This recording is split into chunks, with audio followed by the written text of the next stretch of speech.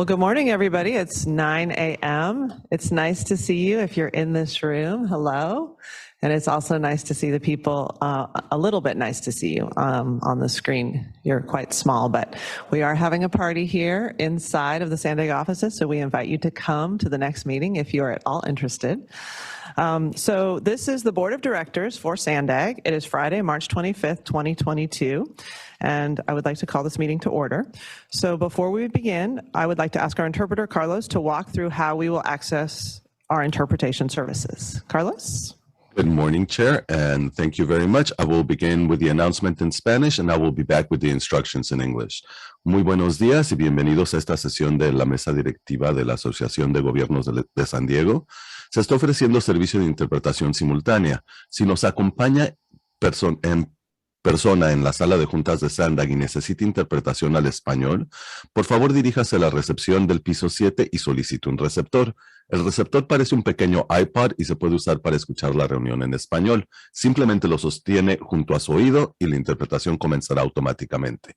Si nos acompaña vía Zoom, por favor desplácese a la barra de controles, ahí haga clic en el icono de interpretación, parece un globo terráqueo, y seleccione Spanish o español. Si está utilizando la aplicación móvil de Zoom en celular, tableta, etc., presione los puntos suspensivos, luego interpretación y luego el idioma. Por último, si no desea escuchar el audio original en inglés en el fondo, por favor seleccione Mute Original Audio o silenciar audio original. Good morning once again. Interpretation is being provided to and from Spanish. If you are joining us today in the Sandag boardroom and need interpretation into English, please check out a headset from the receptionist on the 7th floor. The headset looks like a little iPod and it comes with an earpiece which you can use to hear the meeting in English. You would simply hold the earpiece to your ear and the interpreter will come on automatically. If you are joining via Zoom, please scroll down to the bottom of your Zoom screen where the meeting controls are, then click on the interpretation icon. It looks like a little world, and then select English as your language. If you are joining through the Zoom mobile app, you would first press more, the 3 dots, then interpretation, and then choose your language. Finally, click on Mute Original Audio to not hear the original Spanish low in the background.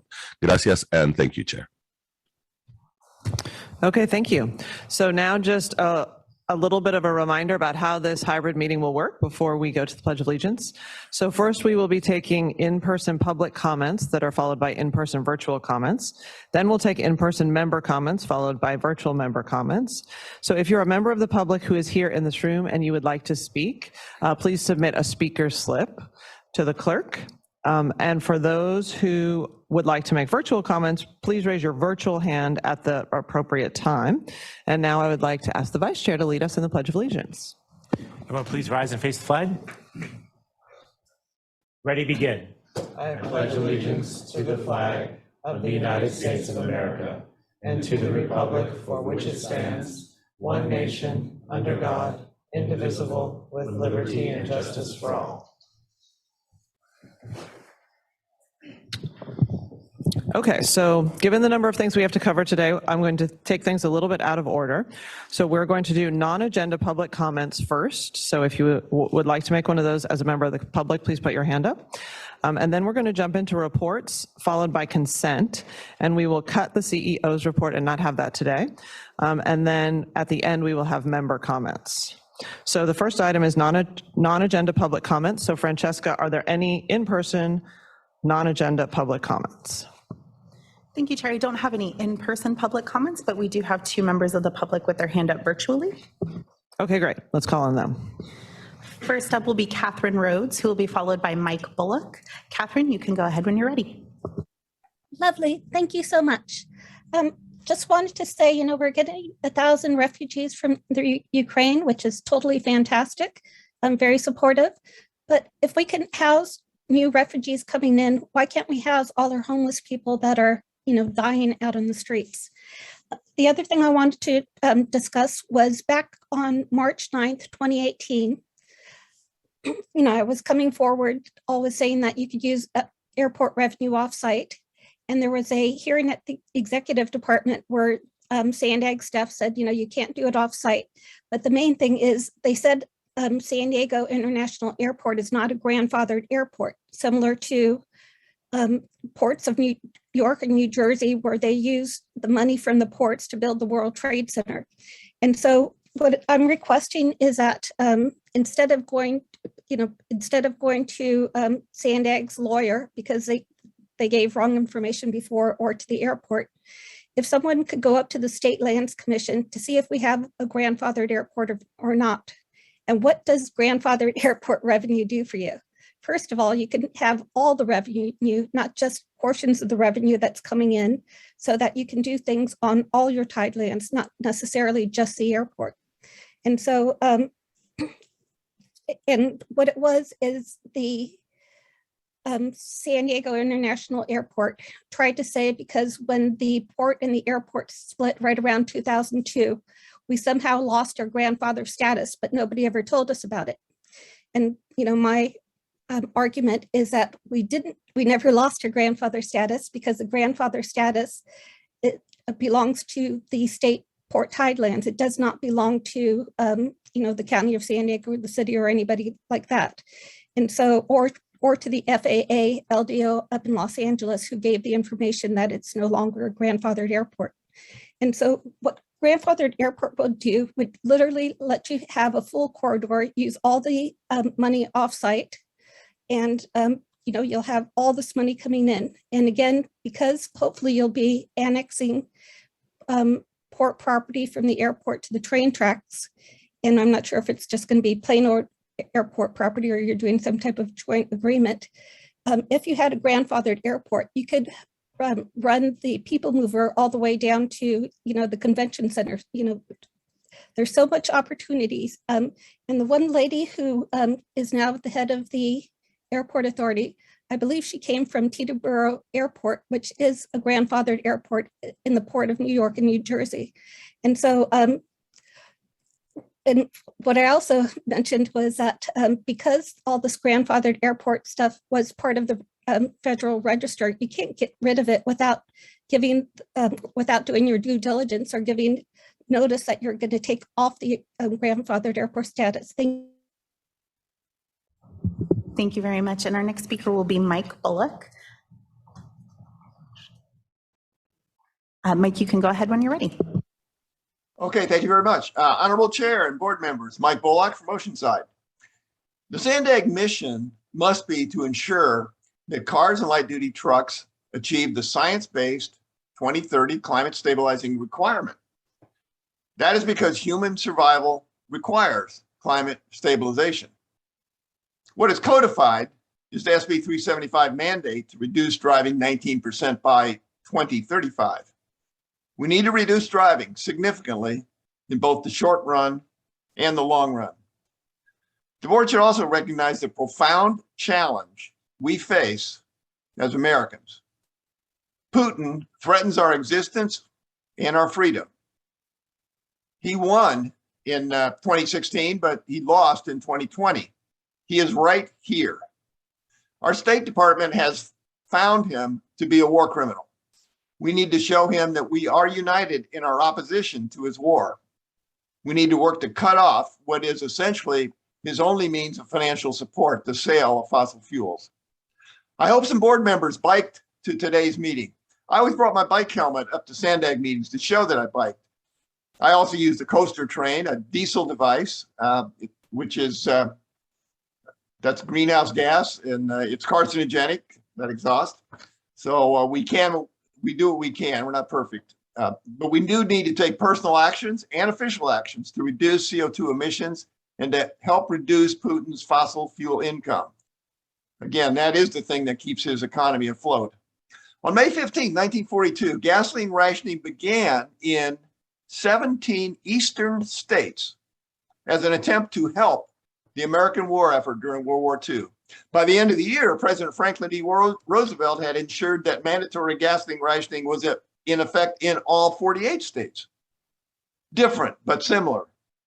It was disappointing that 5 county supervisors voted to have California taxpayers pay 51.1 cents per gallon of all the gallons of gasoline sold in California. That additional subsidy to driving would have increased emissions. The vote was a good sign for Putin, whose intelligence service sees everything that goes on in his country, that our county is focused on pain at the pump, not the pain and the death and the threat of even more pain and death coming from Putin. Thank you. That's my remarks. Thank you very much. And we do have one additional speaker, Alex Wong. You can go ahead when you're ready.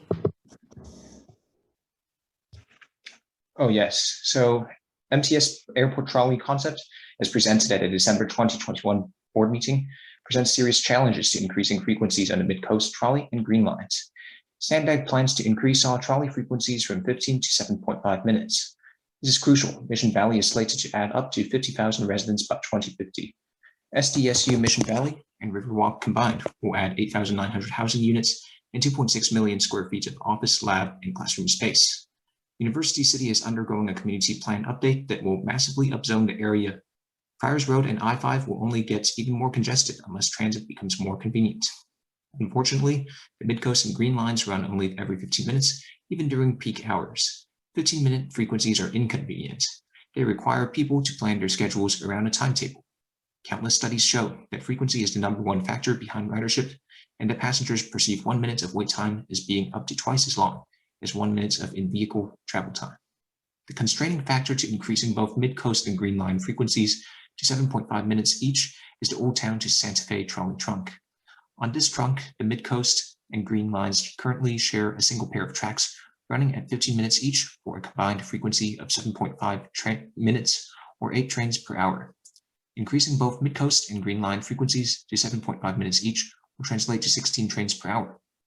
MTS's proposed airport trolley will share a single pair of tracks with the Mid-Coast and Green Lines between Santa Fe and Hawthorne Street and run every 50 minutes or 4 trains per hour. To maximize convenience and ridership, however, the airport trolley would need to be increased to 7.5 minute frequencies or 8 trains per hour, pushing the total trains per hour between Santa Fe and Hawthorne to 24, exceeding the maximum theoretical throughput a single pair of light rail tracks in the US can reliably handle. Therefore, the only solution to run the Mid-Coast, Green, and airport trolleys at 7.5 minutes each would be expensive quad tracking that would disrupt existing trolley services during construction and eat into Sandag's meager capital budget. That's why a people mover rather than a trolley should be built, linking Middletown Station to the airport. The people mover would run independently from existing trolley lines. This would allow the Mid-Coast and Green Line trains to increase frequencies to 7.5 minutes each, or 16 trains per hour combined, with 0 quad tracking and little to no modification to the existing trolley trunk. Better yet, in Sandag's 2019 airport connectivity analysis, all airport people mover proposals have lower per mile capital costs and lower per mile operating costs than either of the airport trolley proposals. With dwindling and uncertain tax revenue, but an ambitious plan, Sandag needs to be fiscally responsible and build a people mover which would provide more frequency, convenience, and capacity while being cheaper to build and operate per passenger mile than an airport trolley. The cost savings would then go towards increasing service on other lines and building new projects. Thank you. Thank you, and Chair, that concludes the public comments. Okay, thank you very much. So now we will go on to our reports. So first we will have staff present the draft fiscal year 23 program budget, and that will be followed by the purchase card action plan, and then the citizens initiative item, and then we will end with the youth opportunity item before we then go to member comments. So first up, we have Andre with the draft fiscal year 23 Sandag program budget. Go ahead, Andre. Thank you, Chair, and good morning, members of the board. So over the last several months, our project directors and leadership team have been working on developing the draft fiscal year 2023 program budget. And today, Ray, Colleen, Melissa, and I will be providing information on the budget and expected timeline through May of this year, when we expect to bring the final budget for board approval. So the Board of Directors carries out various responsibilities that are either mandated by federal, state, or local regulation and delegated to Sandag through local agreements. Throughout the year, the board sets direction, revises policies, and discusses priorities for allocating budget resources to these authorized activities. This slide in front of you shows an example of a federal, state, and local mandate. A full listing is always included in attachment 2 of this report, which is always included in the annual budget in Appendix E. So our annual program budget reflects the projects, services, and activities that Sandag completes to meet the agency's federal, state, and local mandates, along with the agency's strategic initiatives, including the progress on priority projects. So I'll now turn it over to Ray, who will discuss our agency strategic initiatives, followed by Colleen, who will go over our priority projects.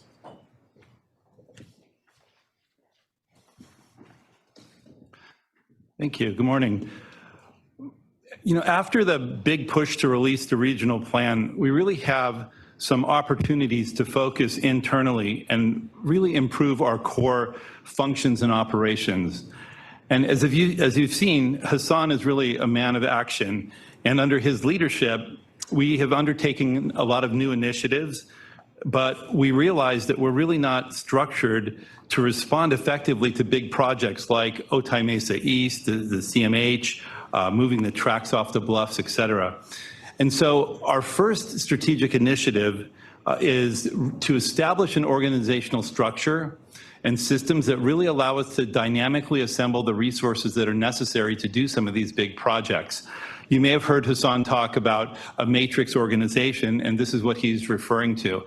And what that really means is to make the projects the driving force within the agency rather than the individual departments. And we're working diligently at making that change in the coming year.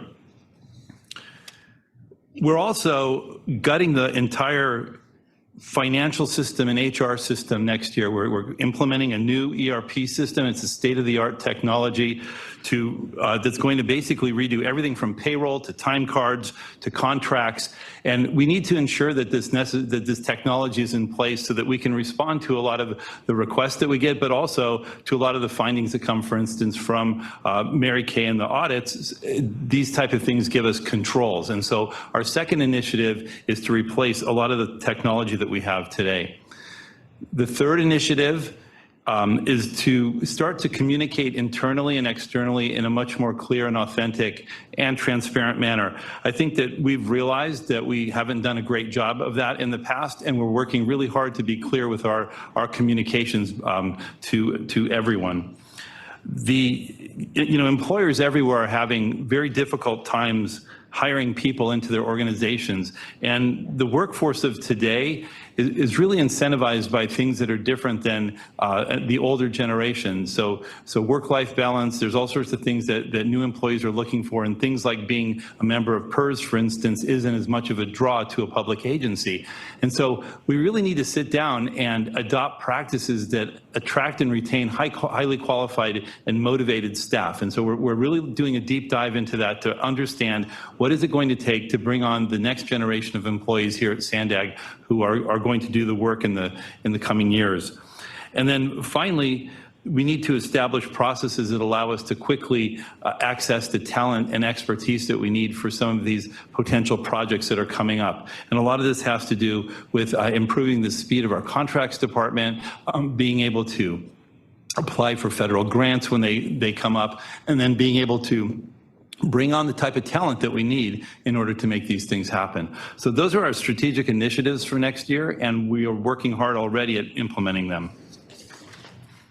So I think it's really important just to really stress what Ray's bringing up here, and it's these strategic initiatives that we feel will help this agency be the most forward-thinking public agency in the region, if not the state. That we are creating a culture where people want to be where they want to work, and that we are excellent stewards of taxpayer dollars and are doing the work of the people of this region. So then that brings us to once we get all of these things in place, and we're really doing this simultaneously, is really delivering on key projects that this region has wanted for some time. And these are the priority projects that you're all familiar with. So Otay Mesa East, with this budget, we'll be beginning the prep work, the site prep work, and issuing the request for qualifications and proposals for construction of the booths. So this is in this upcoming fiscal year. So really important part of the budget to deliver on this project.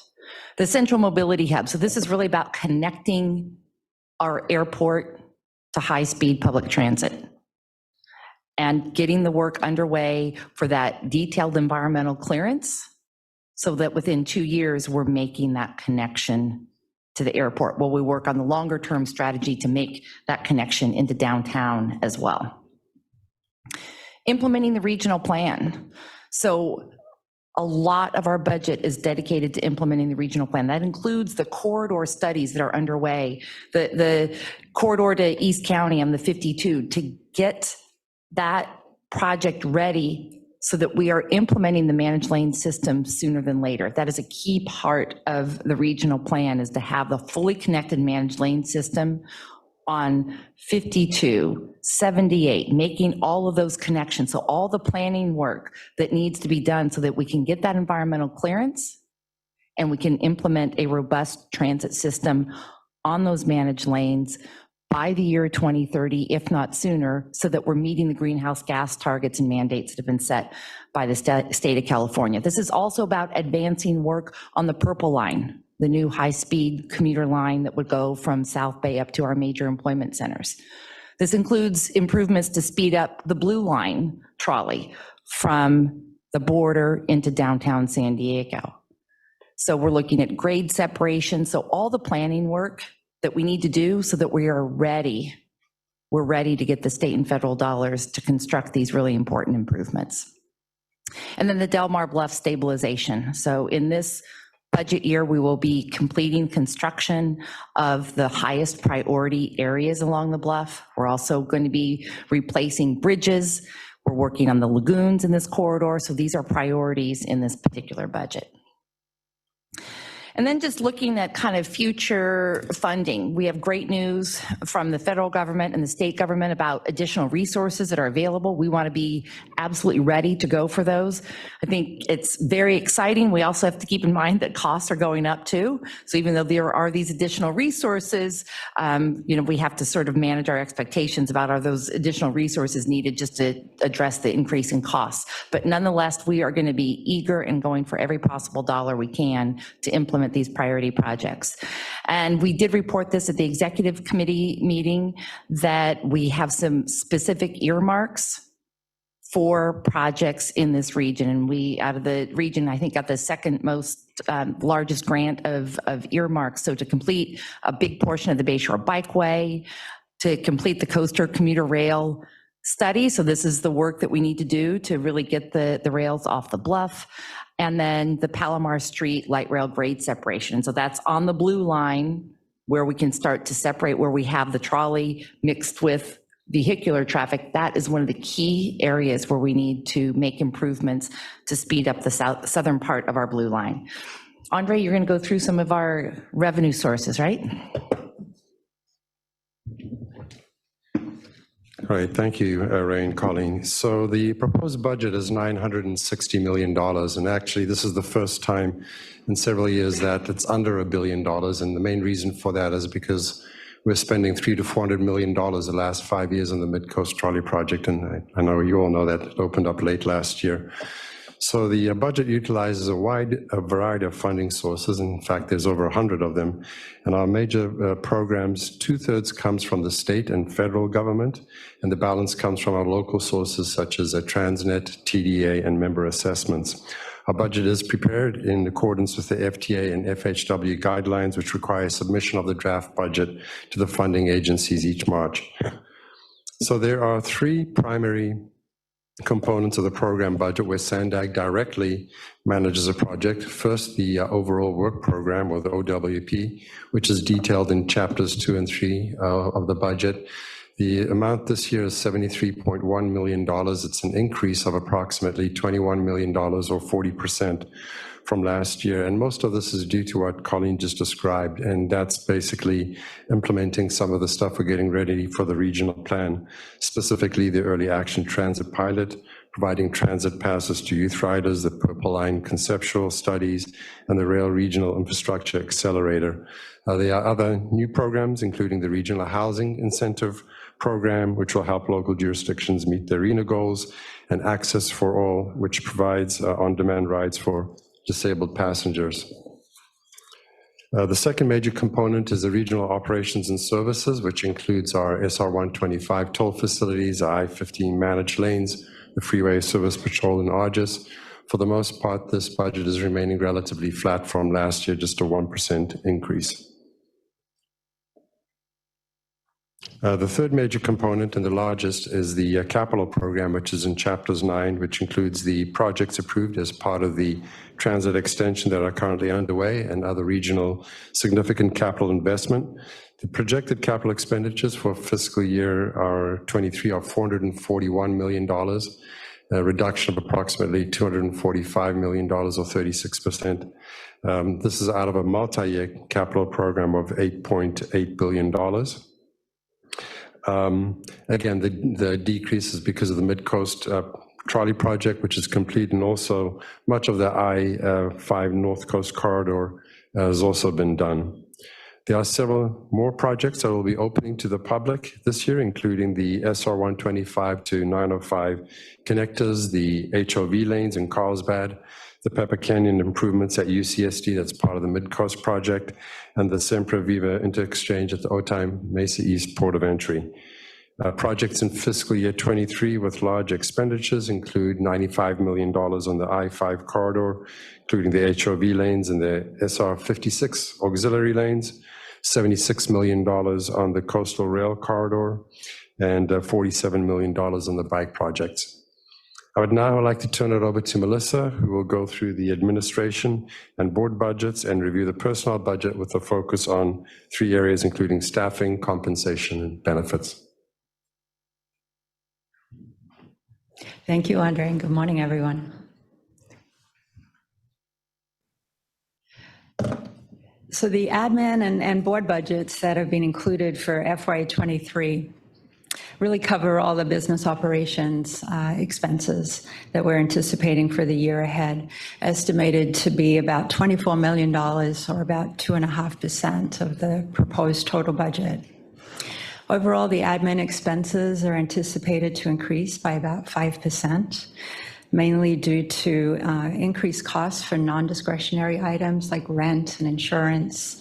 We've also restored some of the admin budgets for things like travel and mileage and parking expenses, things that were reduced in prior couple of budget years due to the pandemic.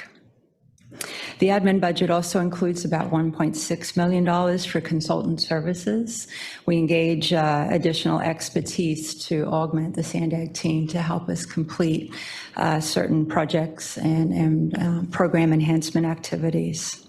And speaking of program enhancement activities, Ray, at the onset of the presentation, shared with you the 5 strategic initiatives that we're undertaking currently. These are really heavily supported by many of the internal business operations teams who are spending quite a bit of time to look at processes and services and really reshape those to better support the future needs of the organization.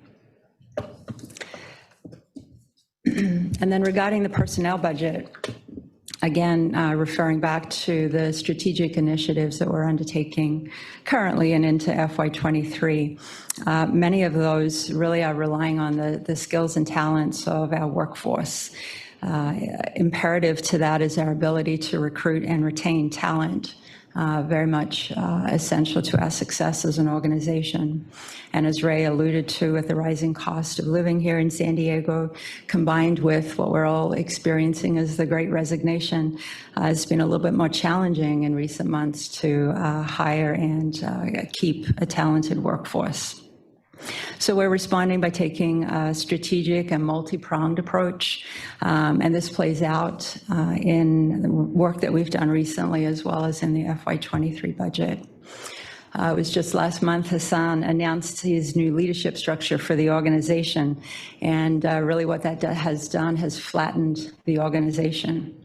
6 vacant executive level positions have been repurposed, and that budget has been reallocated to add new lower level positions to the organization and help with our capacity. Also, the directors have evaluated their staffing needs within their departments, beginning to identify the skill sets and areas of expertise that they need for their current and future work efforts in the organization. And we're addressing these staffing needs by repurposing existing positions, reclassifying existing positions. In terms of the FY23 budget, the salaries and benefits portion is about $63.5 million, roughly 6.5% of the total budget. We've included 405 full-time positions, including 2 new positions. One of these is a position for the Office of the Independent Performance Auditor. The other is a new network engineer position for the ARGIS team. Also included in next year's budget is a 3% compensation adjustment pool that would provide performance-based merit increases to employees. I also wanted to mention that staff are currently working with our compensation consultant to review market trends with respect to salary ranges and salary increase budgets. And if there are any additional recommendations, these would be brought forward as part of the final program budget. And before I turn things back to Andre, my final comment to share would be that with respect to our benefits budget, no significant changes for next year. Thanks, Andre.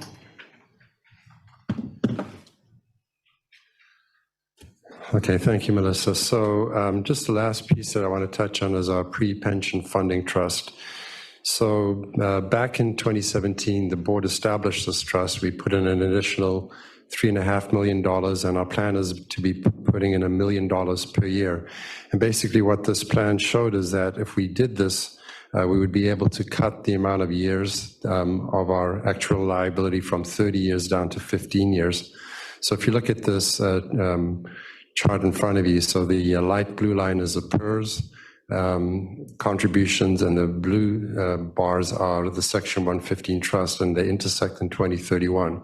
So basically by that point we will be fully funded. So our plan that we established with the board in 2017, I'm pleased to say that we're right on top of it.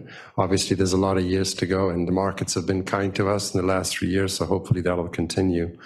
But currently right now, as of today's date, our combined assets are 79% funded ratio, which is the highest that we've had in several years. So our goal is to continue funding this trust. Before I conclude, I do want to share some good news that will impact this fiscal year 22 budget, as well as the final budget that will come to you in a couple of months, the final fiscal year 23 budget.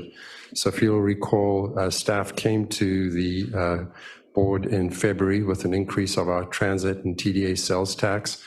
It's been a very challenging couple years to make pro formas and estimates, and generally sales tax has been a lot stronger than we anticipated. We had projected a 3.75% increase. We came to the board in February and increased that to 11.7%. Through March, we just got our numbers. Through 9 months, we're actually above 20%. And so we don't want to hoard money. We want to get it out to our member agencies, our transit agencies. So we'll be coming back to the board, and with your approval, increasing the numbers, which will increase for fiscal year 22 and obviously the base for fiscal year 23. So I just want to go through the timeline of the budget. So we went to the executive committee a couple of weeks ago. We presented the draft budget, and after that we released our budget to member agencies and interested parties for comments, and they recommended that the board consider the draft fiscal year program budget for approval. So today we'll be actually looking for that approval from the board. Then on May 13th, we'll be coming back to the executive committee with the final proposed budget. And at that point, we'll also have received some comments back from our member agencies and the public that will incorporate in any other final adjustments, like I just noted, the increase in the Transnet and TDA sales tax. And then finally, consistent with Sandag bylaws, we'll be coming back to the board at the May 27th meeting, looking for final approval of our budget.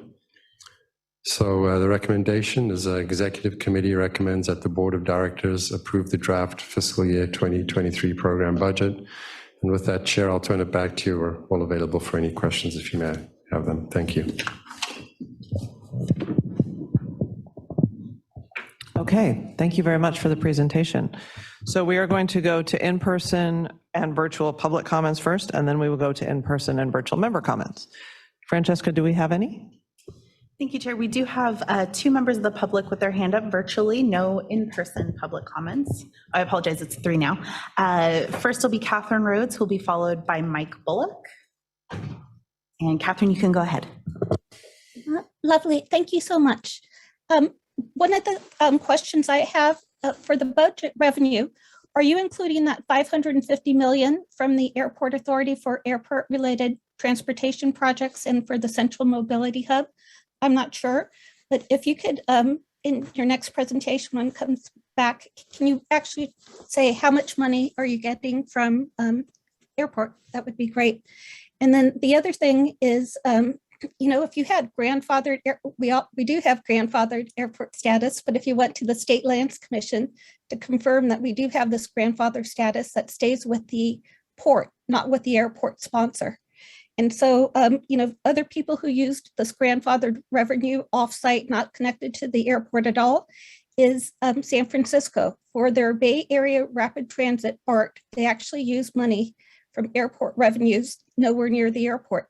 You could do the same if we reestablish that grandfather airport status never went away when the airport and port split. Thank you so much. Thank you. Next will be Mike Bullock, who will be followed by Camilla Rang. Mike, you can go ahead. Yeah, thank you. Just a couple of comments. Just on the difficulty of hiring people, I think we should recognize one of the big reasons that is happening, and it's been predicted for a long, long time. And I read about it numerous times. I didn't think too much of it. I didn't attach the importance to it that it really had. And that's economist Robert Reich has been saying that the demographics in this country show a real problem, and that we just don't have enough young people. We're not having enough babies. We haven't been having enough babies, and we have a lot of older people, and the demographics would easily predict that we're going to be in a situation where you go into the restaurant, you see all these tables, you say, oh great, I can sit down. No, you got a 45-minute wait. You got a lot of tables, but they can't hire people.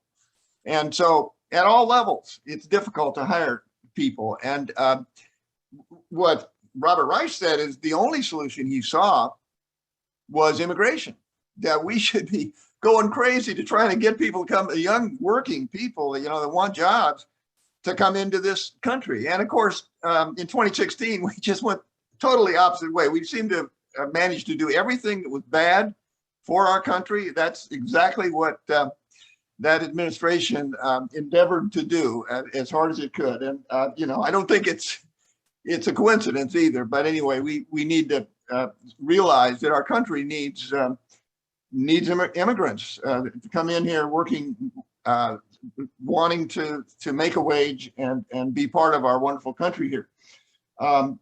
And you should be able to attract really good people. And I will say that that Sandag's always impressed me. You have good people working for this and working for the agency, and you have to give Gary Diego some credit for that, or maybe everything was just set up for him. But I think you're in a better position now. I mean, the 5 good moves is a progressive framework to go and achieve climate stabilization. Young people that are smart know what's going on.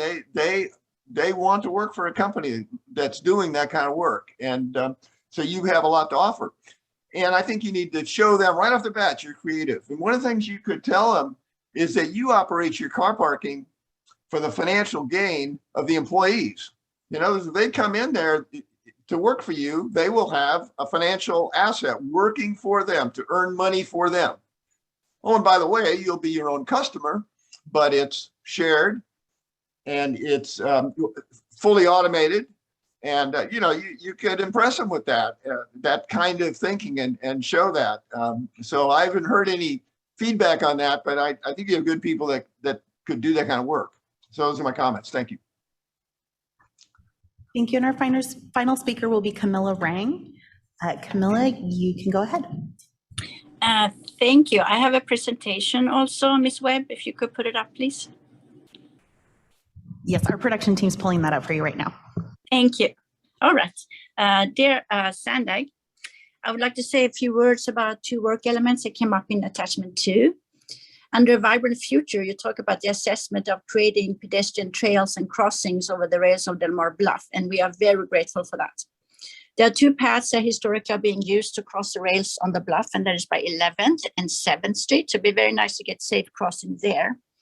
Adjacent to both those two crossings are trails down to the beach. And the trail by 11th Street was actually originally created in 1885 by Jacob Taylor, the founder of Delmar. Next slide, please. If we also could get beach access built at least at one of those two crossings, it would be amazing. I was just at the Tide Park Beach in Solana Beach, which is one of the many great examples of beach access in the area. Next slide, please. I also would like to talk about phase 5 of Delmar Bluff stabilization. Seawalls and Bluff 2 protections are mentioned as options to stabilize the Bluff. And that is the worst thing you can do to a beach and all its inhabitants. In fact, it can be likened with an ecological disaster. Many studies show that seawalls lead to beaches disappearing with the following cascade effect of biological catastrophe. As the beach becomes narrower due to the effects of the seawalls, this in turn leads to the loss of scavenging invertebrates such as amphipods and sand crabs. Also, fish that rely on wide beaches for reproduction such as grunions disappear. And who is dependent on all these creatures as the food source? Yes, the shorebirds will then also disappear. Additionally, birds that roost on the beach, such as gulls and the protected western snowy plover, will be impacted. So will the protected California gnatcatcher, which builds its nest on the slanting bluffs. Next slide, please. Bluff 2 protections do very little to reduce bluff erosion. Study after study show that the erosion is caused from above in the form of rain and runoff from land. For example, the latest bluff slide in Delmar last year was very likely caused by the 5 gallons of water that runs through that part of the bluff every minute. Also, other places where seawalls are installed still have dangerous bluff slides and seawall collapses. Especially, they will do nothing good at Delmar's beach where the waves only reaches the bluff at king tide. Next slide, please. Not only are seawalls disasters for the local biological wildlife, it is also visually very disturbing compared to the natural look. A seawall beach is far from the beauty of a natural beach. Next slide, please. I cry every time I look at the visualization of your version of Delmar's future beach. It looks like something you see along I-5. Do you really want to transform one of the last walkable stretches of untouched beach into something this artificial and hideous? It's a crime against Mother Nature. Next slide, please. Seawalls are in fact so bad for the environment that they are already outlawed or put under strict restriction by 6 states. Please don't destroy the little we have left on nature. You have already installed more than plenty of seawalls along our beach. We are begging you to install instead concrete pillars as a lesser evil of the two. Please leave the beach and all its little creatures alone. Homo sapiens do not have monopoly on the earth. Thank you so much. Thank you, and Chair. That concludes the public comments. Okay, thank you. So now we're going to go to in-person member comments. So if you have one, please raise your hand. I see the Vice Chair has his hand raised. Go ahead, Vice Chair. Thank you, Chair, and thank you to staff for the presentation and the members of the public who commented. I just want to thank staff for the thoughtful approach. We had an opportunity to review this at Executive Committee, and the priorities, particularly the sort of headline projects, I think do align nicely, both in terms of what our priorities and what I think people are asking us to focus on. Additionally, it's nice regional distribution, making sure we meet our regional responsibilities of, trying to improve quality of life in all corners. I sympathize with having to develop a budget in this particular environment, and I appreciate staff remaining flexible both in this proposal as well as going forward with additional funds that may come from wherever. I get the general notion that we're prepared to accept anyone's money to do good in the county of San Diego, and the fact that this budget reflects that is beneficial. I want to continue to encourage staff to find ways to finance not just the marquee projects, but some of the smaller ones that I think make a significant difference. Obviously, we're completing and cutting ribbons on many in the city of San Diego. I'm appreciative of that. I'm hopeful that we can continue to focus on safe, active transportation, in particular, trying to find ways to move forward with the Normal Street and mid-city projects, as well as a connection through Sefton Field along San Diego River, which I know is important to members of the City Council from the City of San Diego. With those comments, I know we have other board members who wish to speak at a full agenda. I would simply, I was looking at the requested action. I think it's for the Board of Directors to approve the draft 29. I was confused by the Executive Committee recommends in the box. So I would make that motion and look forward to a robust discussion of this item, as well as the many others that are on the agenda. Thank you. I see the second vice chair has her hand up and wants to speak. Go ahead. Gracias, Chair. Buenos dias. Good morning, everyone. And I would echo the sentiments of Mayor Gloria. Thank you to staff for being very diligent, for combing through everything that we've done in the past, but also to really look into the future. There's so many opportunities, as we heard from the federal government, infrastructure monies from the state, as well as ways with which we can get creative here in our county to really make sure that those resources are here, not just for the short term, but truly for the long term.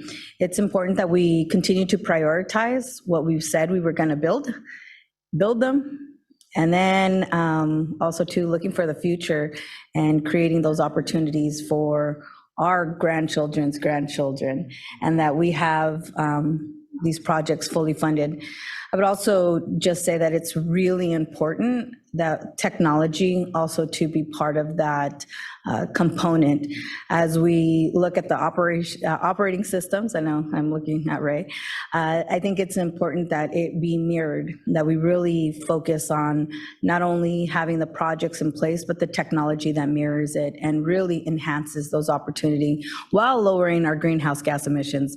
That's, I think, one of the points that, although we assume it's being said, I think we really need to re-emphasize, we prioritize what we budget, and it's lowering the greenhouse gas emissions. So the impacts of climate change, we're making strides to combat that. Again, we need to stay within our means, but dream big and keep asking for more money. What's zeros amongst friends, especially from the state and federal government.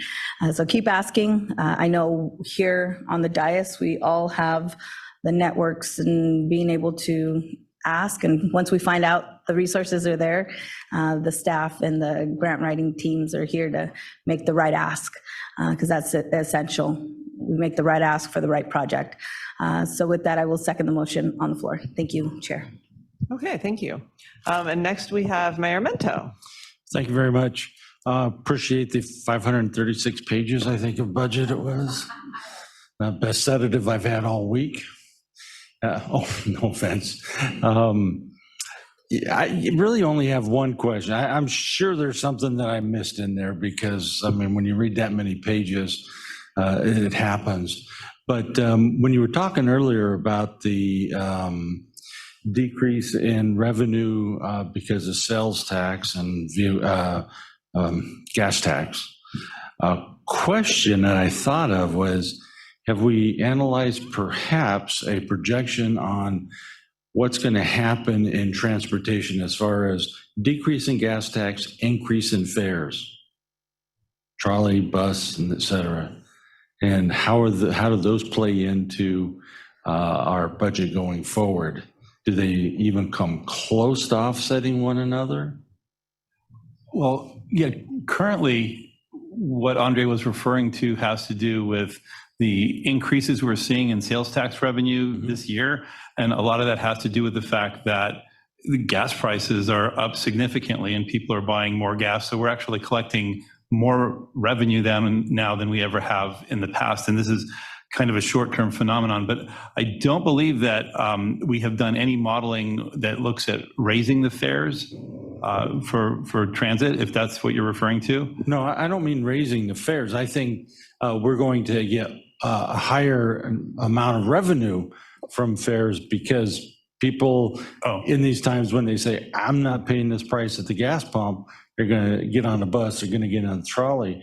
And something else that we've been seeing is that there's an increase in the purchase of electric vehicles, not just cars, but bikes and scooters and things of that nature to perpetuate that, 1 mile, transportation gap between transit. So we have not modeled what would happen if gas prices stay high and therefore we receive more money in fares. We've not done that analysis yet. Okay, It's something we could I think it's something that, if nothing else, anecdotally, we might want to know about because that still plays a part in what we're doing. Yes. So if I may just to add to Mermento's excellent question. So the increase, definitely there's an increase in purchasing electrically powered cars and trucks. That will actually lead to reduction in revenues in the tax. That's why the state, and we said in the plan, is looking at replacing the gas tax later, because many of us is going to be driving clean cars and will be paying no taxes. So that will lead to decrease. As to the fares, we respect what our transit operators do, but definitely there is an increase. The good news is there is an increase in transit ridership, significant increase due to gas prices. So I believe MTS is up to 70%, NCTD is also increasing. That's good. That would increase the revenues, but there's also a lot of deficits in the transit operation that you will be hearing about. So, but definitely the decrease in gas taxes due to electric fleet is going to have to come in even more and more in the future. Great, thank you. Councilmember Shu. Thank you. Just one other, if we could follow their last point about increased revenues from fares. I don't think we've recovered our ridership yet in our transit system. So until we gain that, we can't really anticipate increased revenue from increased use. I want to start by saying, I like the budget, the draft budget. I really like the thought that staff put into how to grow the organization, the professionalism of the organization, and keep its employees. And I hope it's because Sandag is innovative and have put forward a new RTP, a new way to look at transportation, that we're going to attract young planners that really want to do more and stay with Sandag. And lastly, with regards to the priority projects, I see the implementation of RTP, particularly those parts that involve changing how we move, how we change transportation concepts and ideas, and marketing that, and informing our public, our communities about those changes and how that's going to be not only better for the environment, but better for our economy. I hope we can market that so as we go forward, because that's what's going to make a difference. The other priority projects are great. They've been in the pipeline. They're fine. But probably the most important that I see going into the future is implementation and the elements of the RTP that call for that. Thank you. Okay, thank you. So I think that's all the people in the room who wish to speak. But just as a reminder, we were hoping to move on by 9:50 to the next item, and we are just slightly over 9:50 already. So I'd like to encourage my board member colleagues to be brief. So Mayor Salas. Yes, I'll be very brief, but first of all, I have to congratulate Sandag staff, whoever implemented the new video system, because from here, my office, I can see you very, very clearly, a lot better improvement. And thank you, Andre, for the good report. And between now and the final draft budget, I hope that we do find some money for the grade separations on Palomar, H and F Street and E Street, because if we are going to be increasing the frequencies of the blue line and adding another line or lines to the blue line, then it's really imperative that we continue to see improvements to make the traffic flow smoothly, and that is imperative. So that was my 2 cents, and otherwise, I think that what you're doing on the budget is pretty good, pretty remarkable. So thank you very much. Well, thank you. It is better, the video this week, to be able to see everybody really clearly. Mayor Vasquez. Thank you so very much. I can honestly say that this budget is a big deal, simply because it dedicates nearly $1 billion to support a much needed transportation network for the entire county of San Diego, and it supports the priorities that are outlined in the regional plan. I am so very grateful to hear and see that transparency is prioritized here. And thank you for posting this online early because it is a document that is 566 pages. But providing the public an opportunity to see it and have plenty of time for review. Again, thank you to staff and everyone who worked on the budget, and I look forward to continuing with further review. Thank you. Thank you. Mayor Jones. Thank you so much, Chair Blakespear. I just want to say thank you very much to Sandag staff for all of their efforts. I know this is a big undertaking.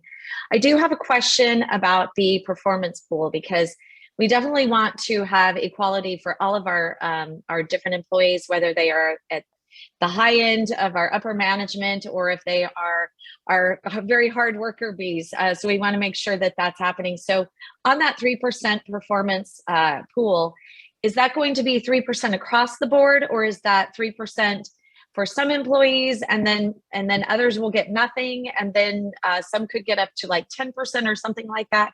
My question is, if we could answer that, that would be very helpful. Mayor Jones, it's Melissa Caulfield here. Thank you for the question. And the intention, or with our pay practices and distribution of that 3% pool, so I mentioned that it is performance-based. We would anticipate that some employees would receive less than 3% and some employees would receive more than 3%. And again, the evaluations, performance evaluations completed at the end of the fiscal year is what will drive the decisions there. So is there a maximum? Is it 10%, or could it be like 20 or 30% for some employees?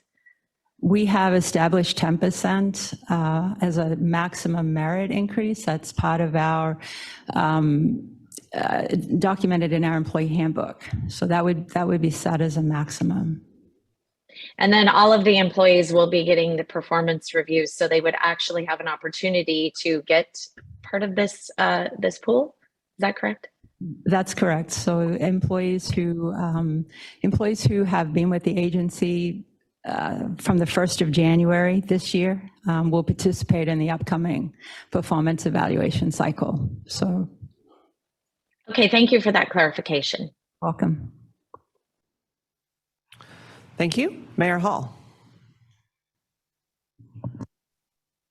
Yes, thank you very much.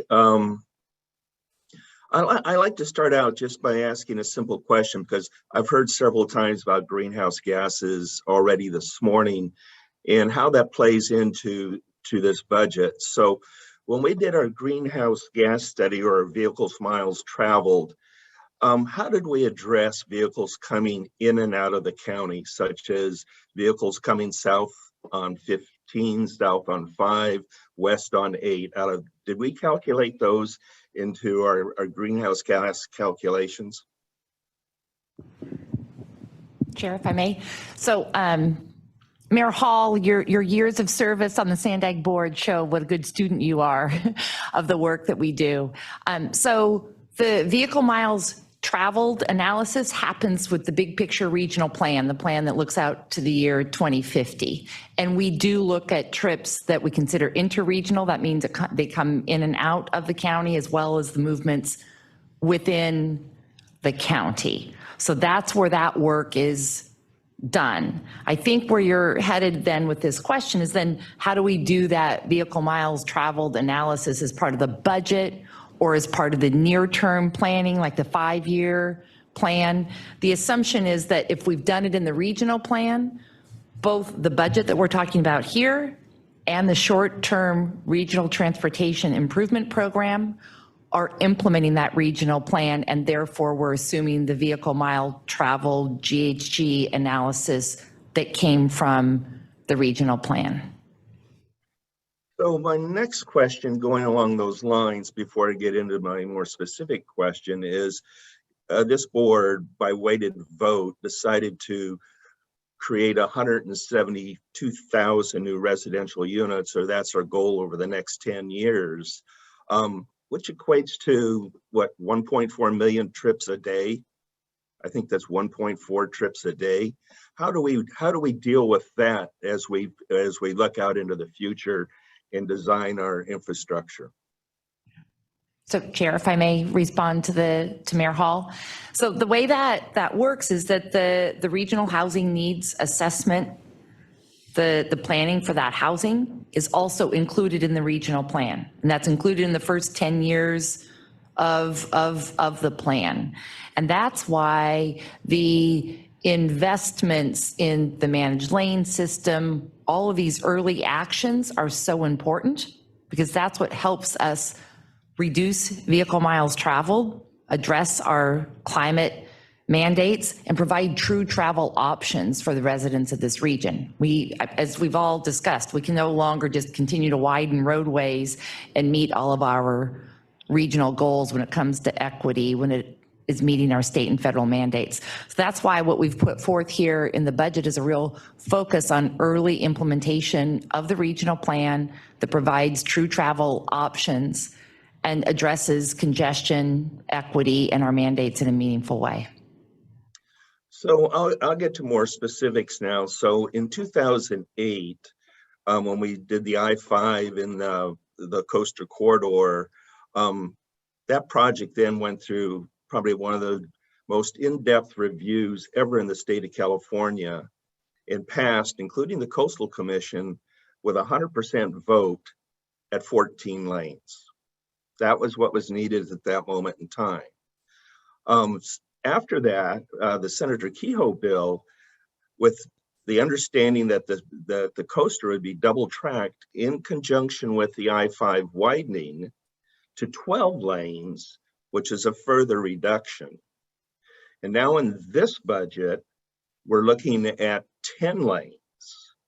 And I can't understand how we can make greenhouse gas assumptions. All we're going to have on the 5 corridor is basically a parking lot. And we see that today when you're when you're southbound into Oceanside. I mean, it can be anywhere from 1 to 20 mile stack. And believe me, I understand 20 miles because I was just in it a couple weeks ago and there was no accidents. And I don't see us widening anything past 78 in this budget. So I don't understand how we're going to move the volume of people. At the same time, the coaster numbers are barely, maybe holding their own, if not decreasing. And so I don't understand how at the end of the day, we're going to get our numbers unless we have the infrastructure. And I'll give you one exception where it might work. And that is if we accelerate vehicle electrification. Because here in North County, we're not going to build 4 or 5 stories or 10 stories to make the density for transit to work. So we need the infrastructure. And one last thought is on the 78 and 5, which there is some money in that. If you go and look at your own calculations, in order for that to work, 5 has to be 12 lanes. It cannot take the load on anything less than that. So we really need to be realistic on infrastructure. I know people don't like to build roads, but unless you want parking lots, we're going to have to do it. I think you're raising some really good points, Mayor Hall. We'd love to sit down and share with you in more detail about this. We're finishing up the North Coast, the corridor project along the 78 that looks at the managed lanes on the 78 as well as those connectors. There's a big investment in technology, and we know from all the recent research how technology can help us address these issues. The regional plan indicates that we will be reducing travel times fairly significantly. Right now, it takes, an hour to get from Oceanside during rush hour into downtown San Diego. And with the improvements that are planned on Interstate 5 that really are about technology, also making those managed lane connections with the 78 are key to making these travel time reductions, where we see it going down to about 39 minutes in terms of travel time. So we'd be happy to sit down with you and go through the details of what's in the plan and how these more detailed corridor studies that we're doing are really digging in even deeper. So we may look at things at a high level in the regional plan that gets refined through the corridor work that we're doing. So we'd love that opportunity to sit down with you on that. So briefly, what do you think about the from 78 to 76? What do you plan to do there? Okay, let's have an answer to that question, and then we'll move on to Councilmember Rodriguez with the last comments. So go ahead if I'm not sure I the understand the question was question. You're about the talking about 5 and the 78, right? Was that your question? I said, what are the future plans for the white and the 5 between 78 and 76? Yeah, I don't know that off the top of my head, but we'd be happy to provide that to you. It's not in this budget. Okay, thank you, Mayor Hall. So she said she'd be happy to provide that to you. Councilmember Rodriguez. Thank you very much. I'll be super brief. Thank you, Chair, for allowing us to go over your scheduled time. I have 2 questions. Number 1, HOV lanes from 78 to Harbor in Oceanside, just finishing that last bit. So we have those HOV lanes. According to the previous plans, that was supposed to be up by 2025. That's not happening. What efforts is Sandag going to take to complete that last small gap? Does staff have any answer to that? Not at this point. These are details I just don't have at my fingertips. We're happy to get back with folks. We need to work with Caltrans too. I don't know if Gustavo's on the line, but they're helping us with that work too. Okay, so this is the budget item. So yeah, all the very specific infrastructure questions, I think we can answer those more directly for people who are concerned about one particular area of this county. So Chair, in honesty, we've been studying this for 08. We should know this like the back of our hand. Well, so Chair, my concern is my constituents have from the previous plan that this is going to be completed by 2025. My staff has asked Sandag in their comments about this being completed by 2025. And if design is not even in the budget, then this is going to be pushed back another decade, and we desperately need this gap completed. And so I think it's a legitimate question for staff on their priorities of previous promises. Okay, Hassan is going to answer your comment. Thank you, Councilmember Rodriguez and Mayor Hall. So if you look at the plan that you just adopted last December, it does assume a completed high occupancy toll lanes all the way on the 5 with interchanges to the 78 and between the 78 and the I-15. So the one is an HOV converted to hot lane, high occupancy toll lane on the 5, but the plan should have completed. Now, as to 2025, as you know, and we've been saying this repeatedly to you, unfortunately, there is a lot of things were promised that not going to happen simply because there is not enough funding, either in the local measure or and I know Ann Fox is representing Caltrans. She was welcome to come here. So I definitely, like the chair said, we will be happy to go into the infrastructure plan in detail.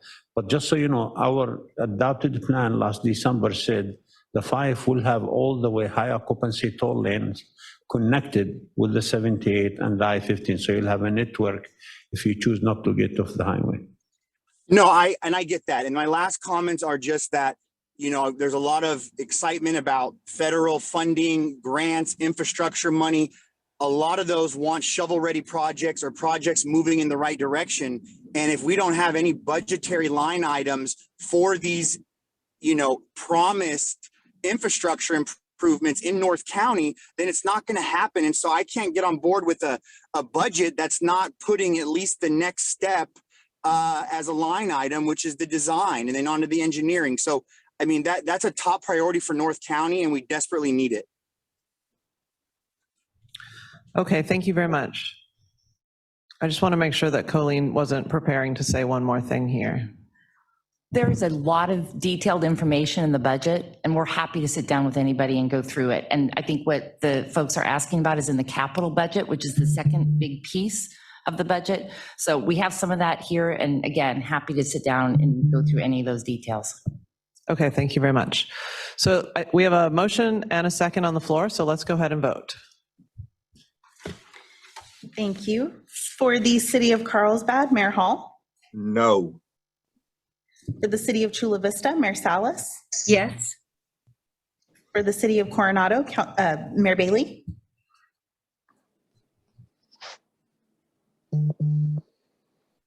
I'll come back to the City of Coronado. For the County of San Diego, Supervisor Lawson Reamer. Yes. For the city of Delmar, Councilmember Gasterland. Yes. For the city of El Cajon, Mayor Wells. No. For the city of Encinitas, Chair Blakespear. Yes. For the city of Imperial Beach, Mayor Dedina. Dedina, yes. For the city of La Mesa, Vice Mayor Shu. La Mesa, yes. For the city of Lemon Grove, Mayor Vasquez. Lemon Grove, yes. For the city of National City, Second Vice Chair Sotelo Solis. Sotelo Solis, aye. For the city of Oceanside, Councilmember Rodriguez. Rodriguez, no. For the city of Poway, Mayor Voss. No. For the city of San Diego, Vice Chair Gloria. Aye. For the city of San Marcos, Mayor Jones. Jones, no. For the city of Santee, Mayor Minto. Minto, yes. For the city of Solana Beach, Mayor Hebner. Hebner, yes. And for the city of Vista, Mayor Ritter. Ritter, no. Chair, I just got And a text from Mayor Bailey. Sorry, I was having sound difficulties. Bailey should be recorded as a no. Thank you. Okay. Did we get Mayor Bailey's vote there? Yes, and that item does pass with 7 noes and 11 yeses. Okay. Thank you. And I just want to make a brief comment that I understand that all of us who represent our jurisdictions would like to see specific projects in this regional agency's budget. And we all express those positions, and then if we're unhappy with the projects and the budget of the organization, we can vote no on it. But it's also important that we remember that this is a regional agency that has to cover the entire county. And there is this ongoing iterative process of communicating with our staff about the things that are important to you. And then the budget comes before us. And so I do appreciate everybody voting and allowing the business of this organization to move forward, but also just remembering that this is a regional agency and not just about the individual city's priorities. Chair, can I make one quick comment? Yes, and Mayor Minto would like to make one comment too. You know, I understand my colleagues' concerns over things not necessarily being in here or budgeted. I can tell you in my city, we don't put everything in our budget either. And so throughout our budgeting process, if we find something that we could do that we couldn't do before, we bring it back to the council, we approve it, we go after matching funds and things of that nature. So I just see the budget as a guideline, and it's not something that prohibits us from doing something in the future. Thank you. Okay, so we are now on to item 12, and just as a reminder of how we're managing the agenda today, that was just item 11 we finished, now we're on to item 12, then we'll go to item 13, and then we'll be going back to item 10. So this is the Purchase Card Audit Action Plan, and I'll hand it over to Ray Major. Thank you, Chair. And I'm here with Mary Kay, who is virtual.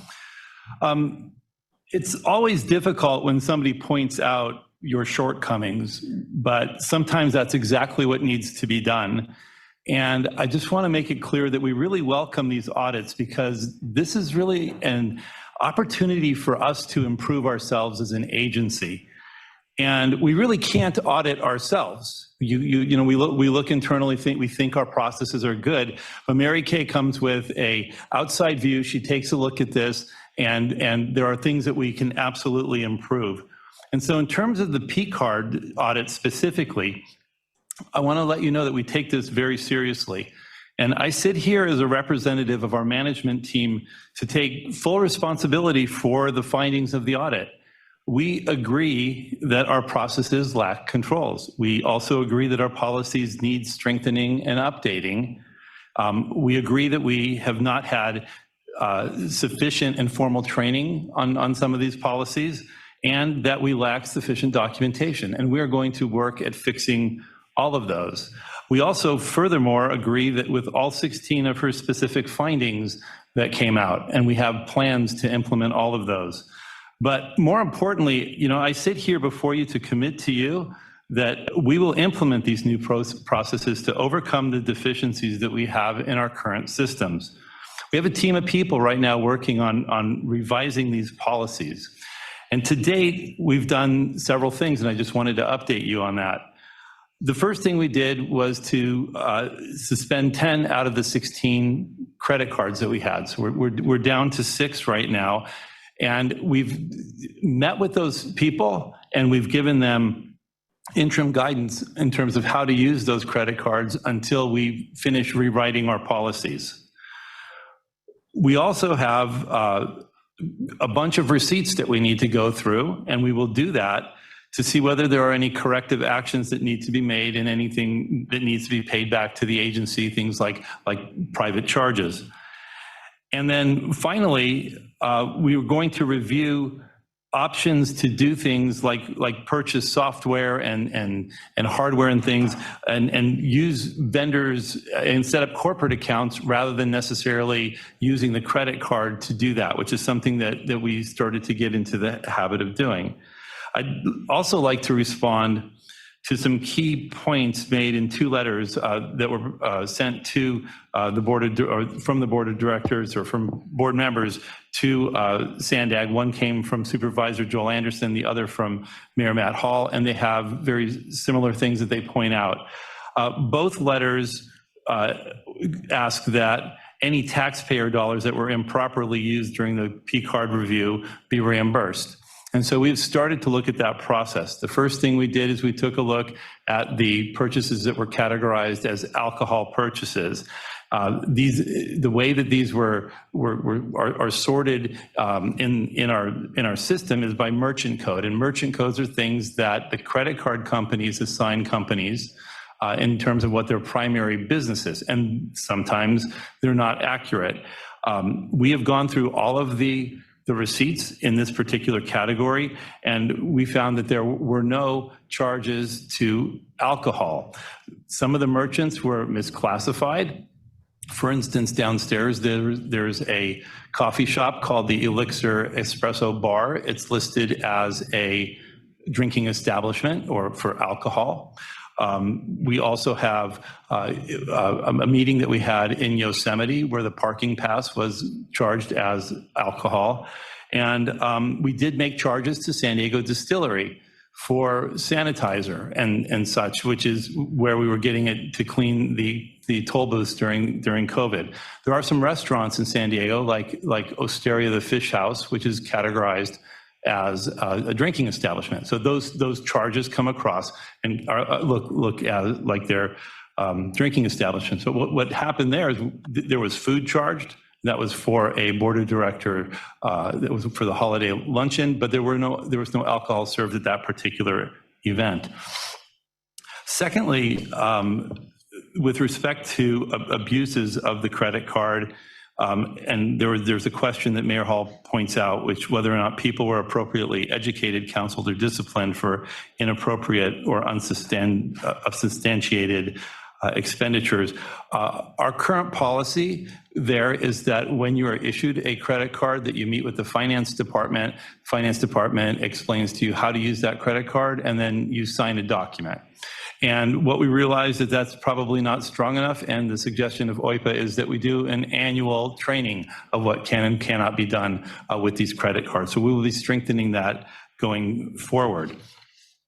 Mayor Hall also pointed out that all of the laptops that we bought during COVID, he had a concern as to whether or not those could be wiped remotely if anything happened to them. So if you recall, this board took an action to allow us to use contingency funds to buy laptops for our staff to use when we locked down the offices during COVID. Those laptops were purchased using a credit card. It was the only thing that the Microsoft store would allow us to use at the time. So we increased the limit of the credit card, bought those laptops. They were formatted here at the office. Employees came and picked them up from the office over here, and they include all of the software that would protect against any type of hacking or dangerous things that we normally put on there. And so if there is any laptop that happens to be stolen or missing, we can remotely Christopher Rodriguez. And lastly, both of the letters point out that we need to do an appropriate review and update of the purchase card policy at the board level. And so I just wanted to let you know what the process is going forward with these P cards. So right now we're working at redoing the policies. We expect to have those done in the next month. And then what we will do is to provide those policies to the independent auditor, and she will review them. Then a draft policy will be presented to the audit committee. And after the audit committee has a chance to review and comment on it, it will then be sent to the executive committee. And then finally, it will come back to the board for approval. So the board of directors will see the new policies, and the decision will be yours. And they will be here, we're estimating around the end of June in terms of bringing that item back to the board. So with that, I'd like to turn it over to Mary Kay if she has any additional comments on the P card audit. Thanks, Ray. The only thing I will add is to hopefully address the last question that Mayor Hall had in his letter in regard to 100% or a complete audit. And I just wanted to explain that we did in fact perform a complete audit. Under GAGAS, we follow generally government accepted government auditing standards as required under AB 805 and as a CPA. What that entailed was taking an 8 to 10% risk-based audit sample, which is typical in sampling, and from there performing the test and procedures. We did that, and we consistently found in that sample, with every exception, was that it was as a result of a lack of control, lack of policy, again, lack of training, and insufficient documentation. So taking a larger sample would only conclude the same outcome, and that's because it was consistently those issues. So nothing on the outlaying. We did also look at 100% of the transactions. And what we do there is we kind of look for anything that in no way, shape, or form could fall under a purchase that would be appropriate for Sandag, such as like a boat or a car dealership or Macy's or Nordstrom, stuff like that, that would really jump out at us. So we did, even though there was thousands and thousands of transactions, we do look at that to make sure there's nothing that would be out of the ordinary in the actual transactions. And if there would, we would have pulled those transactions and then did a further review. So if we were to go in, which I don't recommend because it was consistently the same issues when we did the sample, when you look at 100% of anything, it's no longer an audit, it becomes an investigation. And as I said, the results of this audit did not warrant an investigation, and frankly, performing an investigation would be further use of and waste of public funds. So I just don't recommend that. I continue and will continue to work with Sandag management and helping bring the improvements and looking over the policy. I've already glanced at one of the draft policies and made my comments and sent it back. So they are working diligently to get new policies in place, and I am definitely working with them to ensure that. So with that, if there's any other questions, I'm happy to answer them. Okay, thank you very much. So we'll go to public comments first. Do we have any in-person or virtual public comments? Thank you, Chair. I don't have any public comments on this item. Okay, Supervisor Anderson. Thank you very much, Madam Chair. Wait, Supervisor, hold on. We go to the people who are in the room first. So let me just make sure that nobody. Sure. Actually, Mayor Minto does have a comment. So then I'll go to you next. Great. Thank you very much.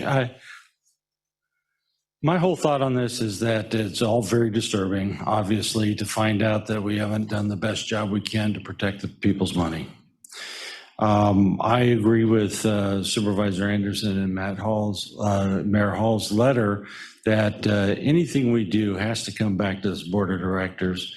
We can't, and I don't mean to be disparaging upon any senior staff or whatever, but there was obviously some kind of glitch in the works. So the buck stops with this board of directors, and it's our responsibility to make sure that everything is being administered correctly. And then direction direct direction, if I can use that term, to, for instance, the executive director and our deputy directors on how they are to proceed and what to bring back. And I think I would like to see a greater onus on our finance department to review any kind of purchasing.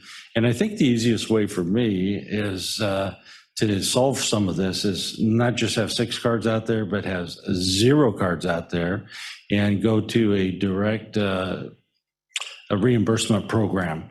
So I think most folks that are involved here that would take somebody to lunch or to dinner for a meeting, that would be a bona fide meeting, can come up with, $60, $80, $100 for lunch or dinner, and then put in for reimbursement. That reimbursement would certainly at that point have to tell us who was there and what the meeting was about. And I think we should avoid, $300, $400 lunches and dinners. That's all I have. Okay, thank you. Councilmember Shu. I just want to make 2 quick comments. So far, I don't know if we've really found any misuse of Sandag funding. Is that correct? I see a nod. This issue of government agencies having credit cards have been written about 20, 30 years ago. There have been many books about it. And it was found that if used properly, government saves money. Government can buy things like iPads when you need them right away because the vendor wouldn't take anything else but a credit card. So to me, the efficiency of the organization really may rely on the flexibility of our ability to spend money. And as long as we have the checks in place, that works. I do have some other concerns about meals and all that, but I'll say that for another time. But I think if we do it right, this is good for government operation. This is the world now that credit cards and these kind of payments, that's the way they work, and the vendors want it that way. So if we don't have any choice, but to use these other implements, and I think they can be just as safe. In fact, the paper trail is probably better than if you give someone cash. So I'll end it with that, and I'm thankful we're moving in the right track. And probably the best thing I see here is that it's an agency. We have an agency and staff that is ready to improve itself. There have been times in the past that the agency looked the other way or said, we don't really care. So I think, to me, that's a real improvement. Thank you. Thank you. Second Vice Chair. Thank you so much, Chair. I just want to say that I appreciate the tone. We found something that was off. We're working to improvement. That is how checks and balances play themselves out in an organization that oversees so many projects, so many elements. And I'm just very proud of that. That's why AB 805 is working. Thank you, Mary Kay and your team, for identifying these ways with which we can improve. Thank you to the staff for saying, mea culpa, let's do this. We saw this. Now we're implementing the 16, I believe it is, policy changes and improvements that we are already starting to implement. We went from so many credit cards to almost single digits distribution of credit cards. It's that type of accountability that our constituents expect of the organizations that we are part of and that they expect of us. And so I just want to say kudos to everyone who's been involved. Nothing egregious, nothing nefarious, and it was a full audit that was done. And as Mary Kay alluded to, thousands of pages, a couple thousand receipts, and nothing was found, that, again, that was egregious. And I think, again, it speaks volumes to the fact that we're looking to improve ongoing, as we all should be looking to improve. Thank you. Thank you. Supervisor Anderson. Thank you so much, Madam Chair. I think that when you think in terms of egregious, it's in the eyes of the beholder. And I always think it's a great measure to say, if this is on the front page of the UT, would it make you happy or sad? And I agree. First of all, the audit team did an incredible job, and I'm grateful for Mary and her team, but I'm also grateful for our senior management to take it to the board and not argue about it, but to embrace it and want to change for the better. So I agree that this is a good step. But when you think in terms of employees who have limits on their cards, using them multiple times to purchase a big item, and knowing that they're violating policy and not thinking there's repercussions, and not coming back to the board and saying we need more money, or we need to do this, or this is a problem. The board is here to assist. The board is here. We take the, we have to come back and we have to explain to our districts and to our boards how Sandag's operating, and we need to be more active and proactive in this process. So I think if nothing else, if we learn to be more transparent, that's a good thing. But I do think that there are some real issues. I wasn't concerned about the alcohol per se, because in Mary's presentation, she said some of the vendors list that merchant code, and it wasn't alcohol. But what I did find astounding is that we would make purchases and people would create a PayPal account with their personal and business account mixed. You know, I know that there's no nefarious things, but if you're a crook, that's what you do. And if we don't have a policy to protect us from looking like being crooks, then we need to change that. And I know that we're on that path, but there were a lot of egregious things in this report. And certainly using your credit card multiple times to make a big purchase to exceed your limit is one of those items. If any one of us electeds did this with our campaign card, you potentially would be looking at being prosecuted by the law. So let's not just say, well, this is budget dust. I had 3 colleagues go to jail while I was served in the Senate. One of them was selling certificates of recognition for $75. He went to jail for $75. I get that our budget's in the billions, but every penny when it's taxpayers is important. So thank you all. And again, I'm so happy that we're moving in the right direction. I want to thank Hassan for showing real leadership and embracing it and fixing it and moving on. And thank you, Madam Chair. Thank you. Mayor Jones. Thank you so much, Chair Blakespear. So first of all, I don't think that OIPA said that there was no misuse. I could be wrong on that, but that's what I thought that I heard. I think, though, moving forward, it's very important when we think about our policy and what that will look like, and that's created by our staff at Sandag before it comes back to us. I think it's very important to think about what we do in our cities. And I think that employee enrichment and training and team building is extremely important. However, like here in San Marcos, you know, we've always been very frugal with our taxpayer money, and we treat it very, very scarcely and frugally, like I said. One of the things that we do is when we have these sorts of team building, enrichment, training, and all of that, we use our local, like our Williams barn, which is right here in San Marcos. It's an historic barn. We go out there, we get breakfast burritos, and then we have pizza and that sort of thing. We don't go out to expensive restaurants. I think it's very important when we are working with our employees and doing these sorts of things that we have a policy that's extremely clear that we are not using taxpayer dollars in a way that is not acceptable. Yesterday, I met Anna Lowe for lunch and I said, hey, let's split this. I think that the board members should be doing that too. I honestly, I did have Hassan buy me lunch one time. I got a salad, but I feel like in the future, all of the board members, hey, I've got to eat already. We all have to eat and we all have to have a meal. Just because we're actually meeting with Sandag staff, I don't think it should be on the taxpayer dollar. I think it should be on us because that's what we get paid for. And, you know, I make only $11,000 a year, but many of our board members are full-time council members and they're getting a huge salary. And, you know, I just think that it's really important as we create this policy that is very clear that we are not going to be misusing taxpayer dollars for things that they shouldn't be paying for. And I really feel like local meals are not something that they should be paying for.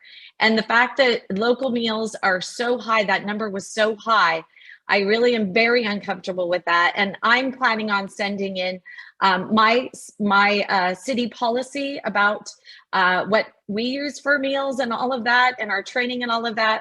I'm planning on sending that over so that we can have our input from our cities, as well as, creating that policy that is a policy that I feel proud personally to stand up and say, yeah, I can defend this because we're doing the right thing with your taxpayer dollars. We know you work hard, and we want to make sure that we are working hard for you as well. So anyway, that's where I stand on this. Thank you. Okay, thank you, Mayor Jones. And so for our last board comment is Mayor Vasquez. Go ahead. Thank you, Chair. And thank you, staff, for the presentation. As Vice Chair of the Audit Committee, I know that this kind of review is important to minimize risk for this organization. I really want to encourage OPA and management to continue to work closely together on more reviews like this. Moving forward, I would like for OPA and management to participate in a robust open dialogue before future reviews and audits come to the board, because it's important to have all of the details. This will ensure that everyone is on the same page and that complete transparency is optimized for the board, public, and this organization. The one thing that's really important here when it comes to audits is looking at the data, accepting the facts, being truthful, and completely transparent. And that is exactly what this audit has produced. So thank you to management for actively looking to improve and to become transparent as possible, because we all want this agency to move forward with transportation projects, and we want to make sure that in this process we have public trust. Thank you, Chair. Okay, thank you, Mayor, and thank you for your service on the Audit Committee as well. So we are back on track. I'm excited as the meeting manager that we are now back on track, so this is great. We are on to item number 13, and this is the 2022 Citizens Initiative, the San Diego County Improvement Measure for Traffic Relief, Infrastructure, and Safety Ordinance. And we will turn this over to Victoria and Antoinette and others who are sitting down. Hello. Thank you.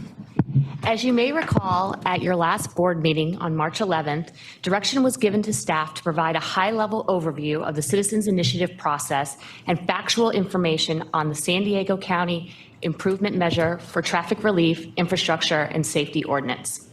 In response to this request, Sandag assembled a team led by the Office of General Counsel, John Kirk, and Director of Planning, Antoinette Meyer. They will provide impartial, factual information about the Citizens Initiative. John will go over information to legally inform the board, and Antoinette will provide factual information based on the impacts of the proposed measure on Sandag programs and policies. I will now turn it over to John for his overview of proper agency engagement. Thank you, Victoria. Good morning. Because of the sensitivity of Sandag's permissible role in what's on today's agenda, before staff presents the information that's requested in this agenda item, I'd like to provide some guidance on a public agency's proper role with regard to outside ballot measures. And I'll note that this is a very sensitive subject, and in forming where these lines are about what's proper and what's improper, both for you as the board and for staff, we have also consulted with outside counsel to make sure that in the scope of your discussion today and in the actions that staff takes, that we're on the correct side of that line. In terms of the scope of a permissible analysis by staff, what is permissible is generally described as an impartial analysis, or really impartial information of a ballot measure. And some of the terms that courts use as they consider this are accurate, factual, and impartial information about a ballot measure, a fair presentation of the facts, and objective information regarding the potential impact of a ballot measure on services that are provided by a public entity. On the other side, what is not permissible is anything that could be considered to be advocating approval or rejection of a ballot measure. So an advocacy role is not proper for a public agency. And as courts have looked at that, they have looked not only at the wording, but also the manner, the style, the tenor, or the tone that would urge a particular vote by a constituent on a matter. So in clearly staying on the permissible side of this line, per direction in setting today's item, staff have analyzed and will discuss an overview of the initiative process in California, the status of the ballot initiative that's referenced on today's agenda, what is included in that proposed measure, and what was included in your recently adopted regional plan. Again, because of the sensitivity of Sandag's role as a public agency with regard to outside ballot initiatives, it's important in the discussion today to remain within the bounds of these topics as consistent both with what is specified on the agenda and with Sandag's proper role. And with that, I'll turn it back over to the staff team.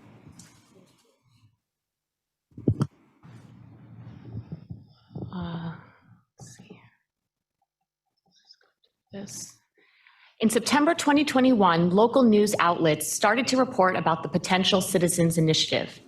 In late October, early November 2021, Let's Go San Diego, a coalition made up of business, labor, and environmental groups, filed with the County Board of Supervisors an initiative to support a half-cent sales tax ballot measure titled the San Diego County Improvement Measure for Traffic Relief, Infrastructure, and Safety Ordinance. The proposed initiative would fund various transportation projects within the San Diego region. The Let's Go San Diego coalition is currently in the signature gathering phase. Signatures must be gathered by May 11th. The County Board of Supervisors then has 30 days, not including weekends and holidays, to verify the signatures to be included on the November 8th ballot. I will now turn it over to Antoinette, who will go over the specifics of the measure, how it funds, and how it compares to the Regional Transportation Plan. Good morning. It's great to be back in the boardroom with you today. Before I jump into the ordinance, I want to just provide a quick reminder about what we included in the 2021 regional plan. So one of the requirements of a regional plan is that it includes a comprehensive funding strategy that identifies all reasonably anticipated revenues over the life of the plan. And this funding strategy has to be approved by the Federal Highway Administration. So the approved funding strategy for our 2021 regional plan includes 40 different federal, state, and local revenue sources, and that includes 3 potential measures. The slide here shows the revenue projections from each of those measures. For the first one, it is anticipated to begin in 2023, and that's shown at the bottom there in purple. The second one is actually a transit agency specific measure. That one is shown in the middle there in light gray, and that starts in 2025. And then the third one is anticipated to begin in 2029, and that one is shown in orange. So local revenue sources are leveraged for required grant matches, for major federal and state funding opportunities, and we bond against some local revenue sources. So this slide shows the potential revenue projections with the measures with bond issuance every other year from 2023 through 2025. And I've asked Susan Huntington, our Director of Finance and Budgets, to be here today in case you have any specific questions about how we do those revenue projections after the presentation. So now let's dive into the ordinance expenditure plan. So the expenditure plan, the full ordinance actually is available on the Let's Go San Diego website. You can download it there, and it includes an expenditure plan that I've summarized on this slide for you. The majority of the funding is proposed for capital expenditures, and I'll break down the 2 large capital expenditure categories in just a moment. But 50% would be for transit capital, 27% would be for road and highway capital, 7% for local streets and roads, 12% is for transit operations and maintenance, 2% for the rehabilitation, repair, and replacement for rail transit, and then no more than 2% is available for general administration. The expenditure plan offers quite a bit of flexibility in terms of the types of projects that are eligible for funding, and it is consistent with projects in the 2021 regional plan. So let's drill down into those projects. So for transit capital, the ordinance specifies that funding can be used for, but is not limited to, I-5 North Coast Corridor rail upgrades and improvements, and that includes the Delmar Bluff Stabilization, a rail connection to the San Diego International Airport, rail system extension from South County to Kearney Mesa, infrastructure upgrades for South County rail lines, creating a system of rapid routes between major population and job centers, grade separations, active transportation projects, safety projects, stormwater and habitat preservation, and then other types of safety and mobility improvements and amenities. For the road and highway capital category, it includes bridge safety, repair and retrofits, HOV lanes and other traffic congestion programs, highway maintenance, improvements, and connectivity projects, and they list specifically SR 56, 76, 58, 94, 125, and Interstates 5, 8, 15, and 805, but it's not limited to this. Fire evacuation routes on SR 67 and any other roadways in other fire-prone areas. Again, grade separations, active transportation, safety, stormwater, and habitat preservation, and EV infrastructure and EV transit vehicles. So if you'd like to learn more about how the ordinance will be implemented and administered, the full proposed ordinance is available for you on the Let's Go San Diego website. And in terms of next steps, we plan to return to the board with an update once it's been determined whether or not the measure qualifies for the November ballot. So with that, we are happy to answer any questions. Thank you very much. Okay, thank you. That was very interesting. Do we have any comments from board, actually public comments? Do we have any public comments first? Thank you, Chair. We do have two members of the public, virtual members of the public. Catherine Rhodes will be first, who will be followed by Mike Bullock. Catherine, you can go ahead when you're ready. Lovely. Thank you so much. This is Catherine Rhodes. In accordance with Appendix 5, your funding and revenue for Sandag's regional plan, for the next Board of Directors agenda, can you put forward a new tax increase or a 2-year extension? For the previous tax increase, you would go right before it's due, you would actually say that you're going to have it for a different, basically you just said you wanted an extension. And then that way, if you bring it forward, all the people who are complaining that you're not looking at the regional plan and not going through your Appendix V, then they could actually have the opportunity to say they want to have a tax increase. Or so the choices are having a Sandag tax increase with 2/3 voter approval versus Sandag doing nothing and only requiring 50% of voter approval for the Citizens Initiative. Thank you so much. Thank you. Our next speaker will be Mike Bullock. Mike, you can go ahead when you're ready. Yeah, okay, thank you. I'm currently collecting signatures for this, so I was very interested in what was there, and I've been very concerned with this specification here about highway traffic flow. Because I understand induced traffic demand. It's been understood for 40 years in the academic community, and there are no exceptions. And adding HOV lanes is going to add vehicle miles traveled. There's just no getting around that. That is the fact of the matter. On the other hand, I suppose that you could refuse to do that, knowing that it's absolutely the wrong thing to do. And, you know, I say 40 years, that sounds like a long time, but I chaired a transportation committee. I won't give you any more information about that, but my co-chair was a planner at San Diego, the city of San Diego, a planner his whole career. And he's just a couple years younger than I am. And he said he learned all about induced traffic demand in graduate school. So, you know, Mayor Matt Hall believes his intuition is more important than all that academic study that has been gone on. And I, you know, many times people have tried to disprove that. Gee, if the freeway is congested, obviously you need to widen it, you know, HOV lanes, that's going to help, but it doesn't help. When steady state condition is reached, you have more vehicle miles traveled.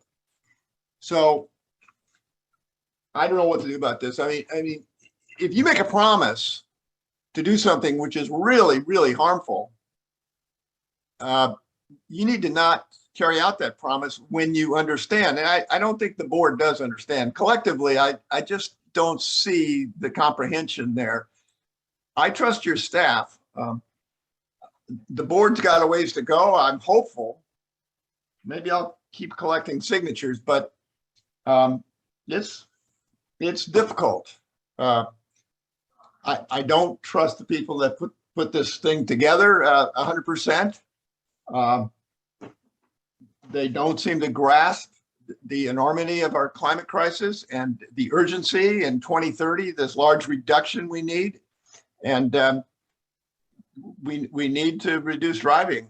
And I just don't know what I'm going to do about this thing. So anyway, I thought you might be interested to know. That's my comments. Thank you very much. Thank you, Chair. That concludes the public commenters. Okay, thank you. So now we'll go to board members in the room. So Terry, Councilmember Gasterland, I see your hand up online. Yeah, thank you.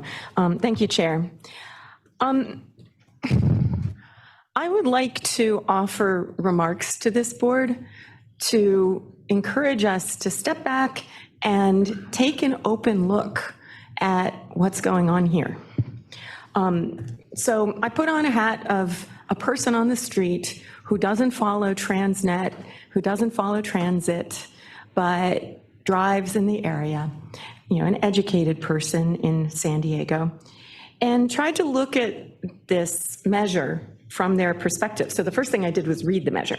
And I have to say, it is incredibly complex. Your average person is not going to bother to read it or even try to understand it. I did not understand it, and I read it 5 times. So if I were a citizen, I would vote no. The group of private interests comes across as special interests. Whether or not they are or are not, that's how the perception is. And the perception is incredibly important here. I believe, and I'd like to see some data backing me up other than just gut instinct, that if the Sandag board pursues a ballot measure in parallel with this measure and goes down that path, crafts it well, that there's actually a higher likelihood of a 2/3 vote on a transparent, high integrity ballot measure here. I truly believe that. You know, a higher likelihood of a 2/3 vote on something that this board does together than a 50% +1 vote on private interests that people will just inherently be distrustful of. So I'd like to put that out there as something for us to think about. My question that arises from this remark is, if Sandag board, I'm not sure exactly who would do this measure, were to pursue this in parallel internally with a big firewall, what is the last date that if the citizens measure qualifies in the Sandag board's efforts shed light on the citizens measure in a good way, what's the last date that the Sandag board's measure could be pulled from the ballot? I can answer that. A resolution of the board would have to be submitted to the registrar no later than 88 days before the November 8th election, and so that is August 11th. Per your rules, a resolution for the ordinance would require 2 readings, and those would be at 2 regularly scheduled meetings, because per board policy, it has to be a regular, not a special meeting. So that would mean that the first reading could be no later than July 8th, and the second reading could be no later than July 22nd, as theoretical backstops on that. Okay, thank you. Any other comments from board members in the room? Not seeing any. Okay, so we'll go to the virtual comments. So I see Mayor Hall.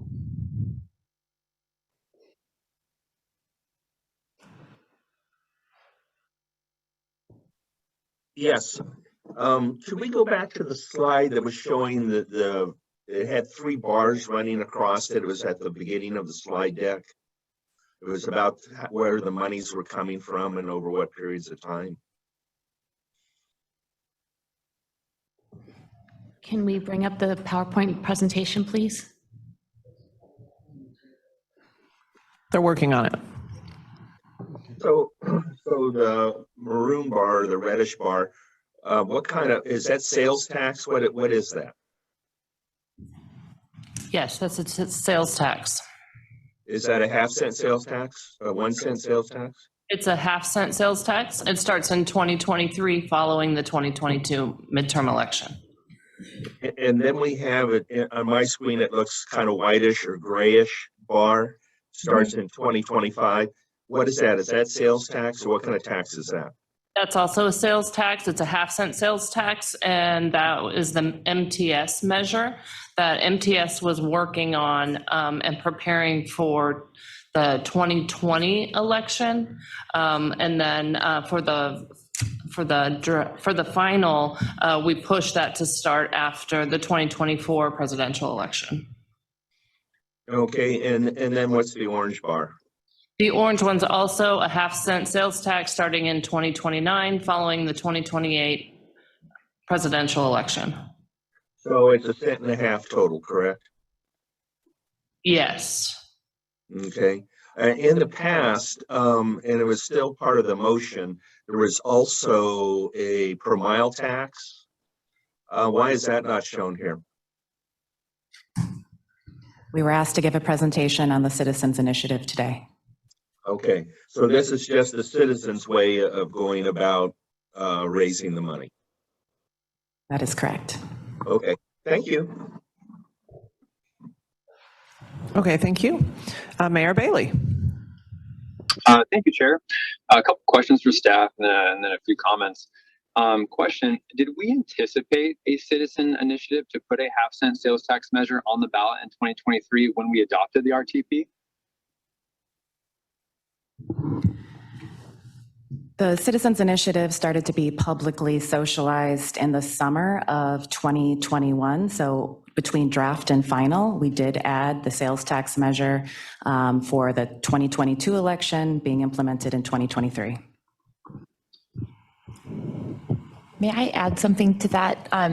So there were really two things going on there. I think all of you will remember when we had the draft plan to final, we did a lot of refinements to cost estimates and a lot of refinements to look at how we were going to meet our GHG goal. And in order to do that, to meet the state mandates by 2030, we had to bump up funding earlier on in the plan. And so I think that the key reason was a technical reason to put that in earlier than later. There was discussion about a citizens initiative. I'm not sure that that was necessarily the influence. It was really about how we fund the plan. So I just wanted to make that really clear. Thank you, Colleen, for that. So I guess I'm a little confused here.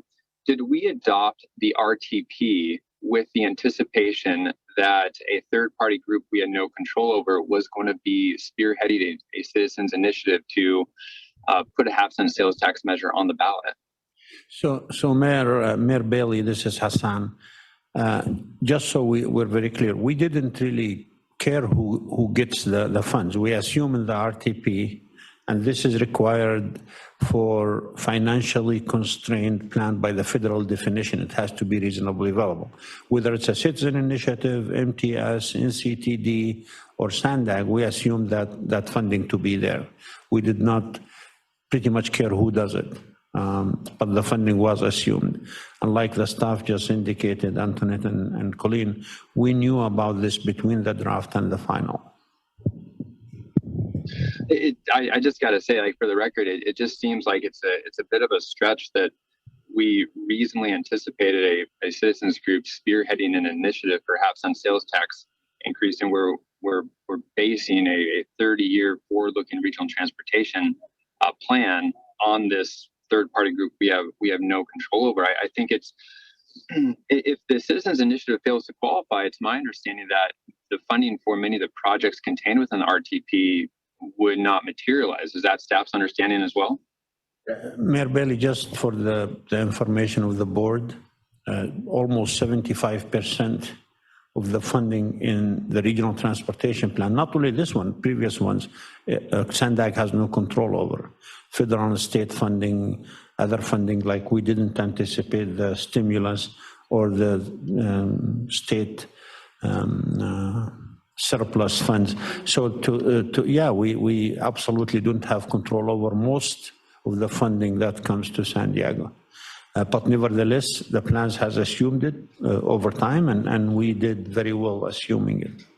And that is why. I think the change here, Mr. Okada, it seems to me that for the first time, we actually assumed that a citizens initiative would be supplying us with a half-cent sales tax increase, as opposed to previous plans. I do want to point out that at a February board meeting, in response to a request from Mayor Hall, Mr. Crota stated unequivocally that this board would have the final say on whether we, the board, put a sales tax measure on the ballot. And I believe we as a board should be given that opportunity. I hear the concerns raised by Mayor Gasterlin. So I would like to make a motion that we direct staff to agendize an item at a future board meeting that gives the board the option to put a half-cent sales tax measure on the November 22 ballot as contemplated in the RTP. I second that motion.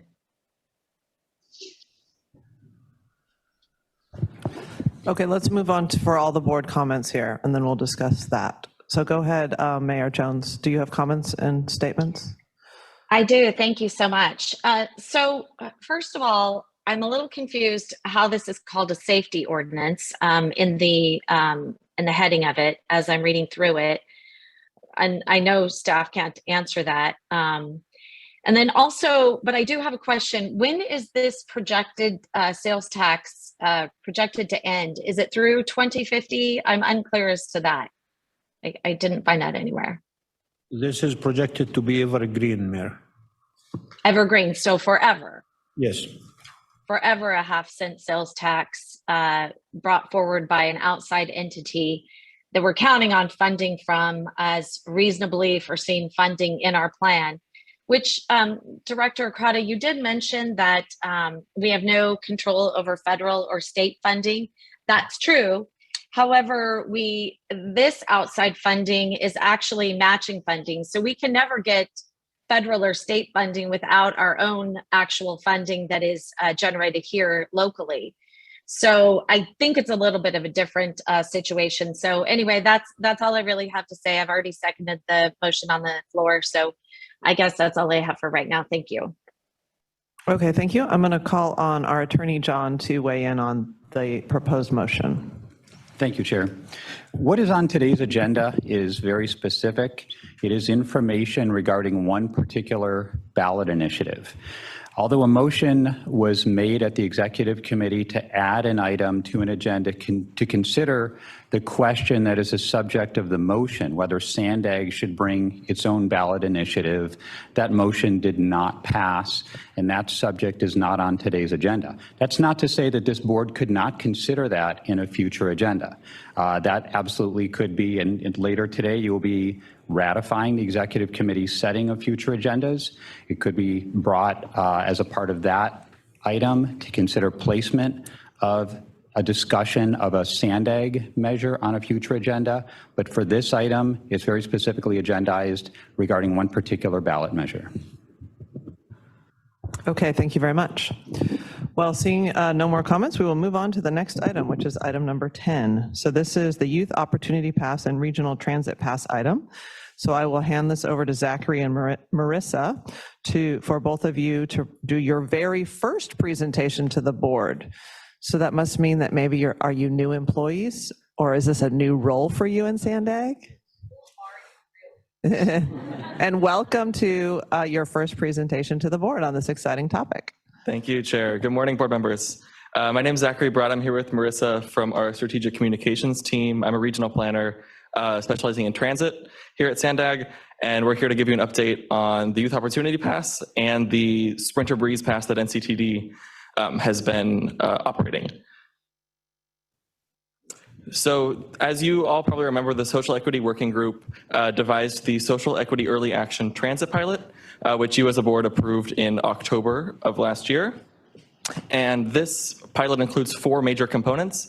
The first is the Youth Opportunity Pass pilot, which we're going to be talking about today, along with increased weeknight and weekend service on transit routes in underserved areas, more collaboration with our community organizations for distribution of pronto passes, education about transit, and outreach about transportation in general.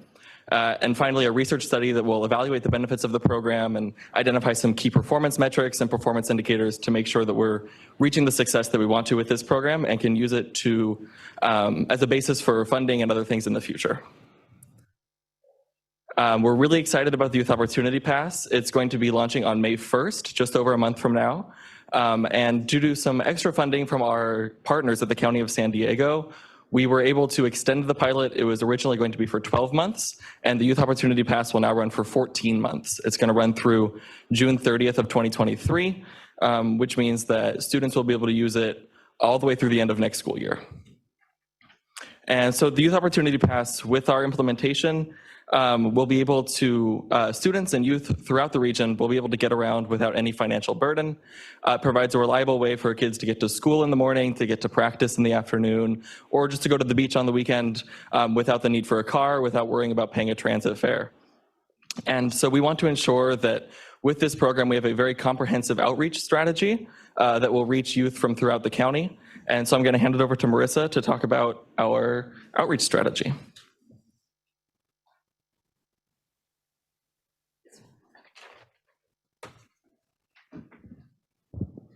Thank you, Zach.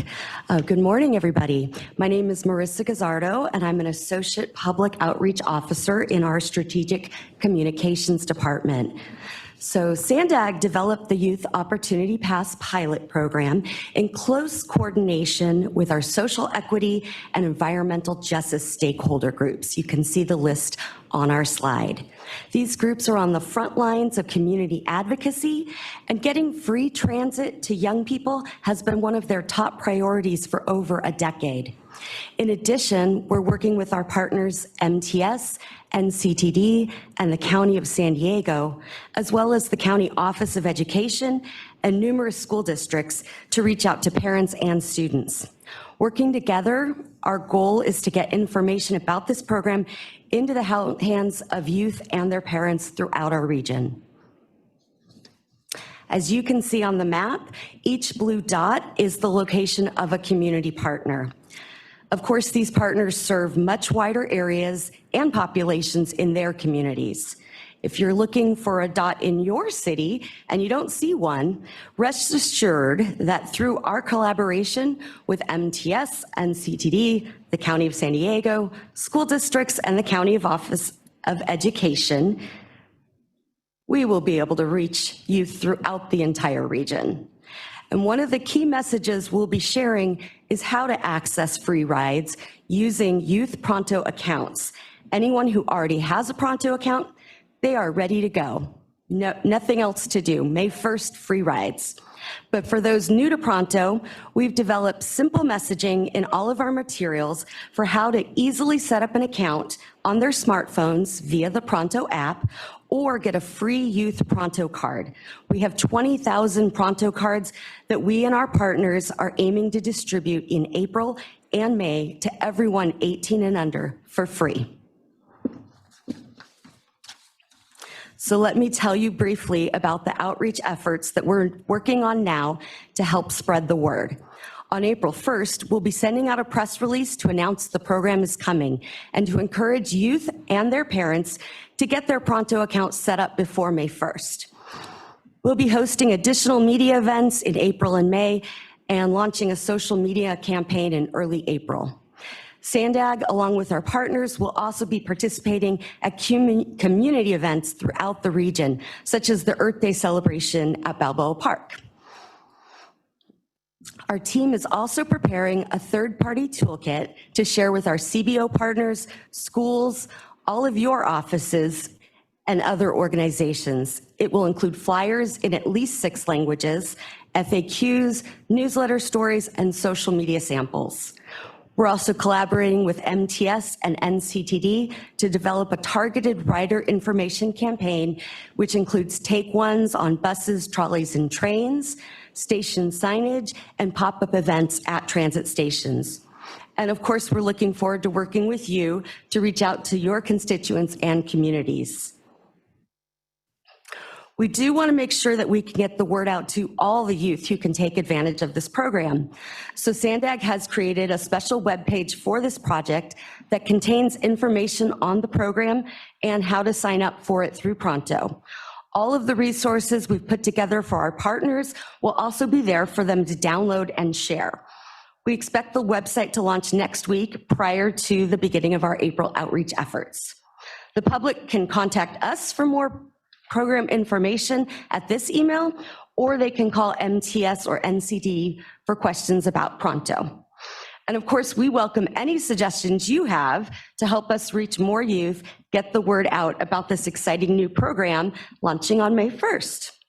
So thank you for your time today, and I am going to hand the presentation back to Zach to talk about the Title VI equity analysis.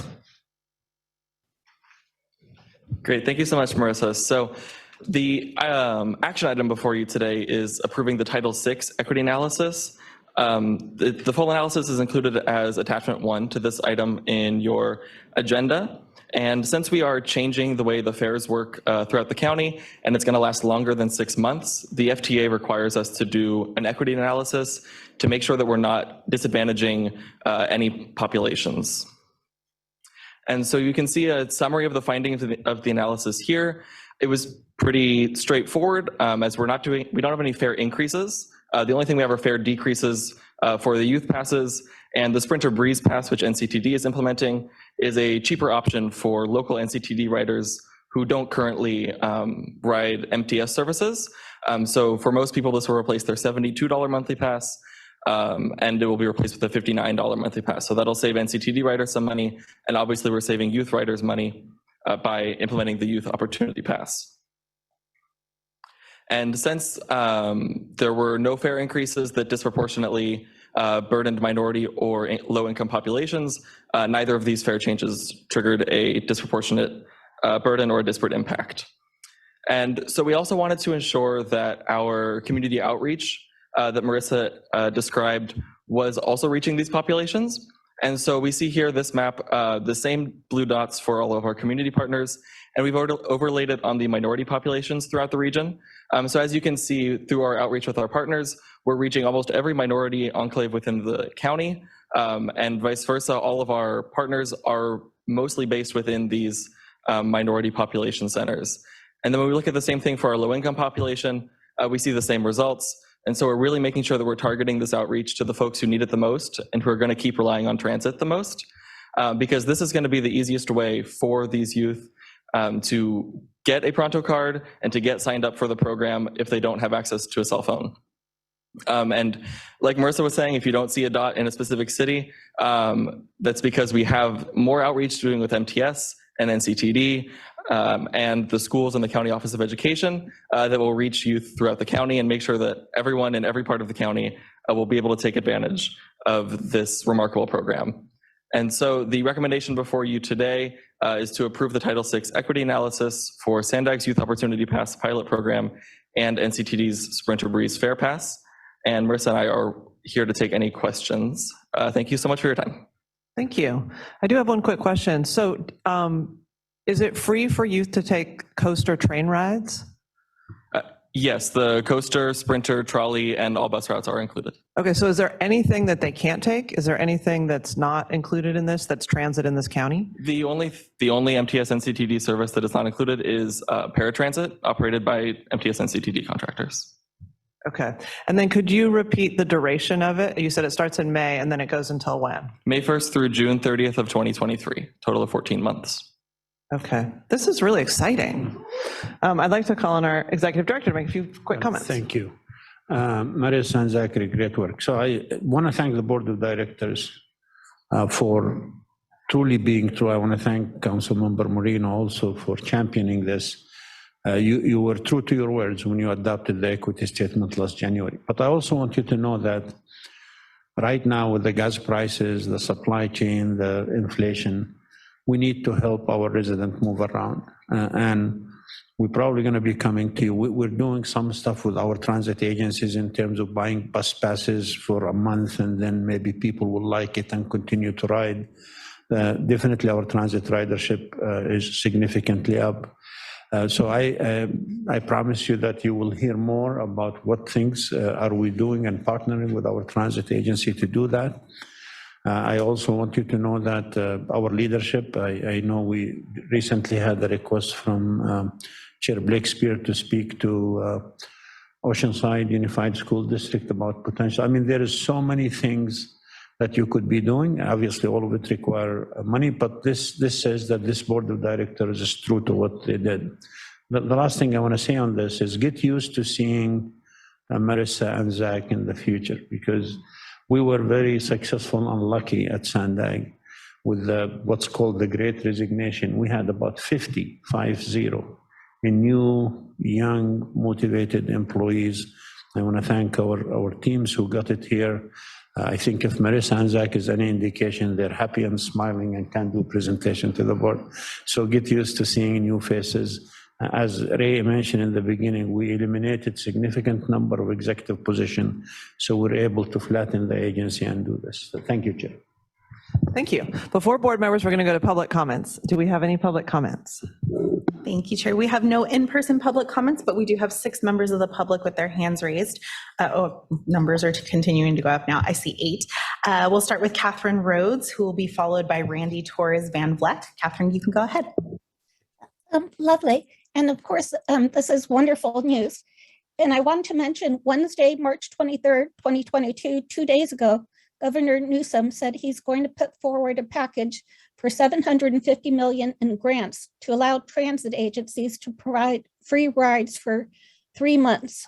And because of that, I think that when you, hopefully they'll give you direction to actually get ready for these 3 months that can be used for adults too. You're doing great outreach for the youth, but now the adults might actually be able to, to ride the trolley for free, and that would be wonderful. Thank you so much.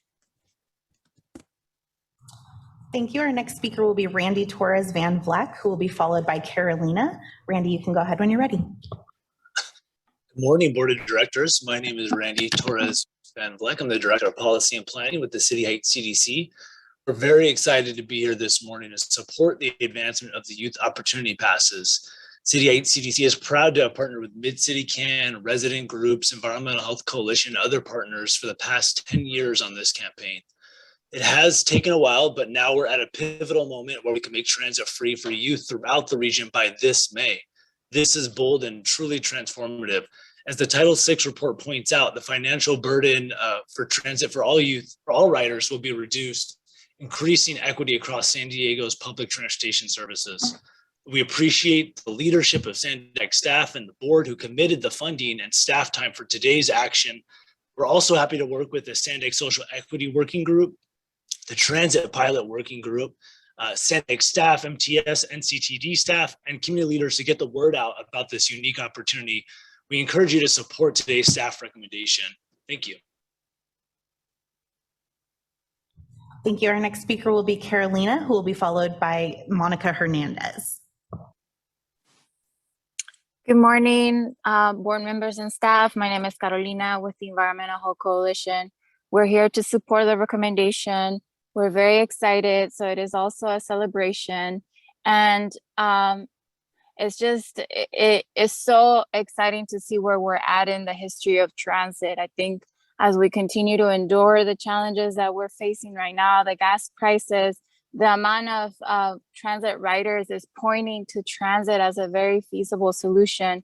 And the fact that we have a board and staff that are actively working to undo the historical disinvestment in our communities is pretty impressive. So we're here to support the recommendation, and we're very excited. Thank you.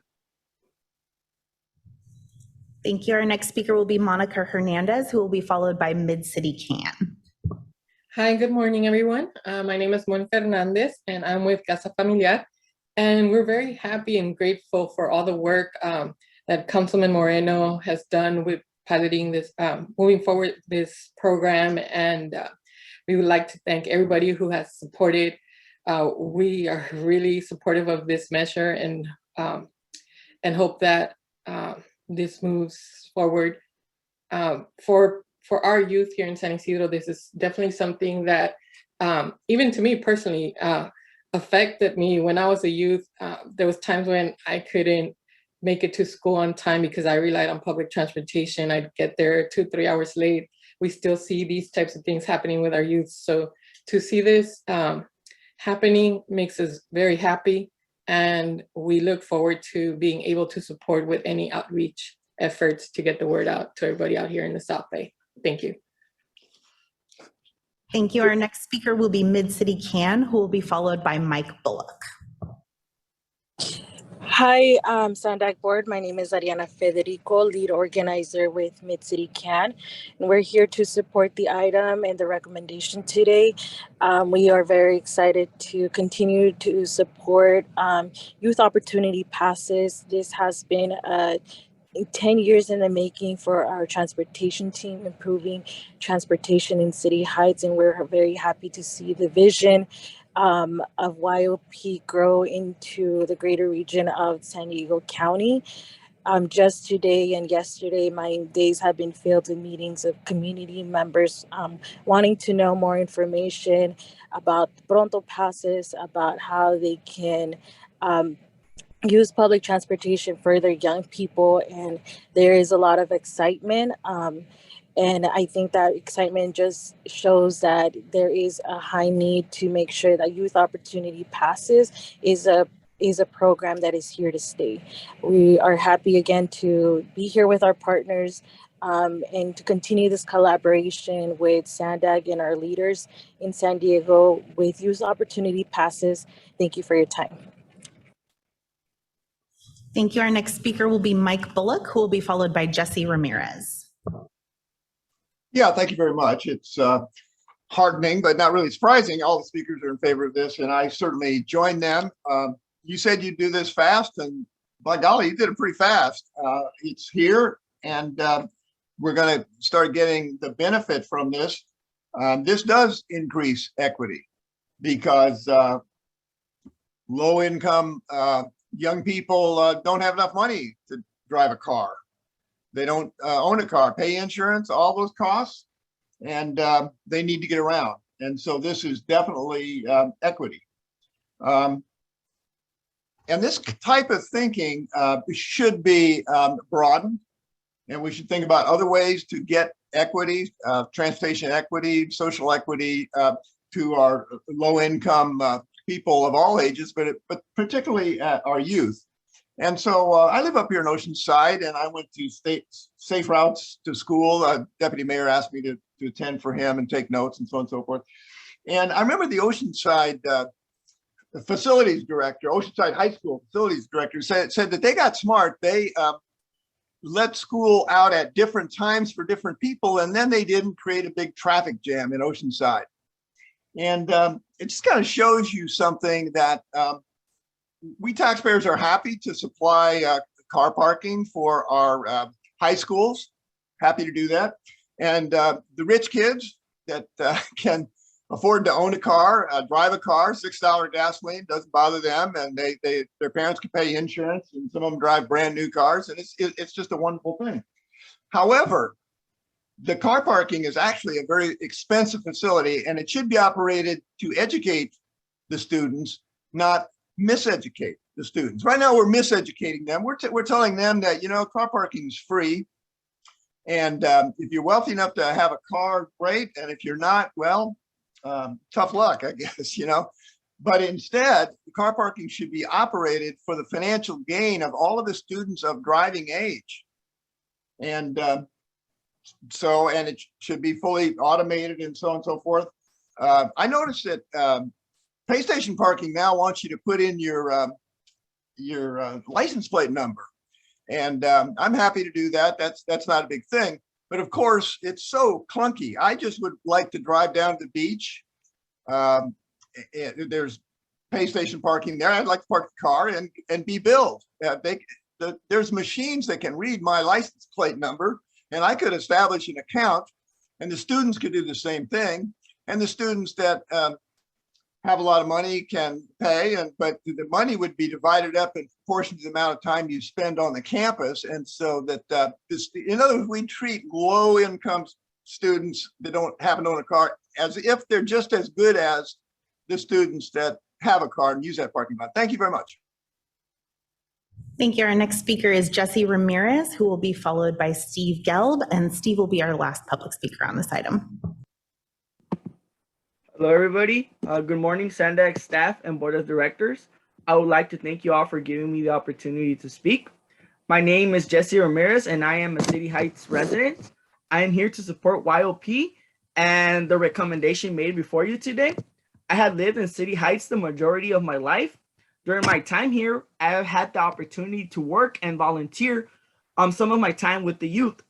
There, I noticed that a lot of the youths here have a lot of talent and plenty of potential. However, they face a lot of barriers that prevent them from achieving their full potential.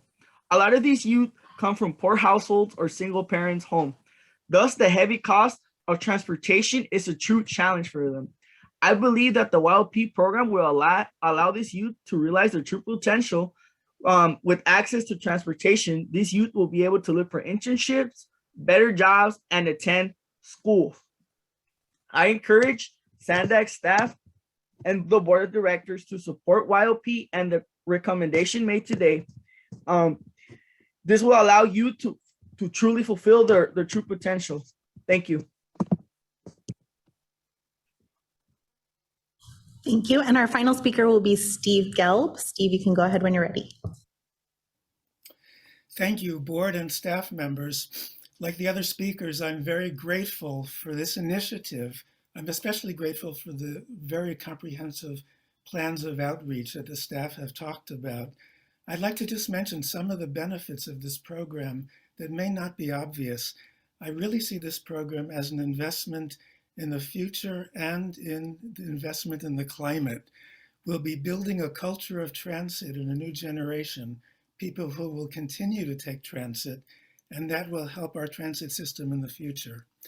There'll be less air pollution, and there'll be fewer 16 to 18-year-olds who are trying to get their learner's permit and drive, and we know that that is the group most likely to have accidents, so we'll have fewer accidents as well as less air pollution. A wave of cities all across the country and the world are enacting policies like this one. So I just want to congratulate, again, the board and the staff for enacting this forward-looking policy that will pay dividends for many decades to come. Thank you.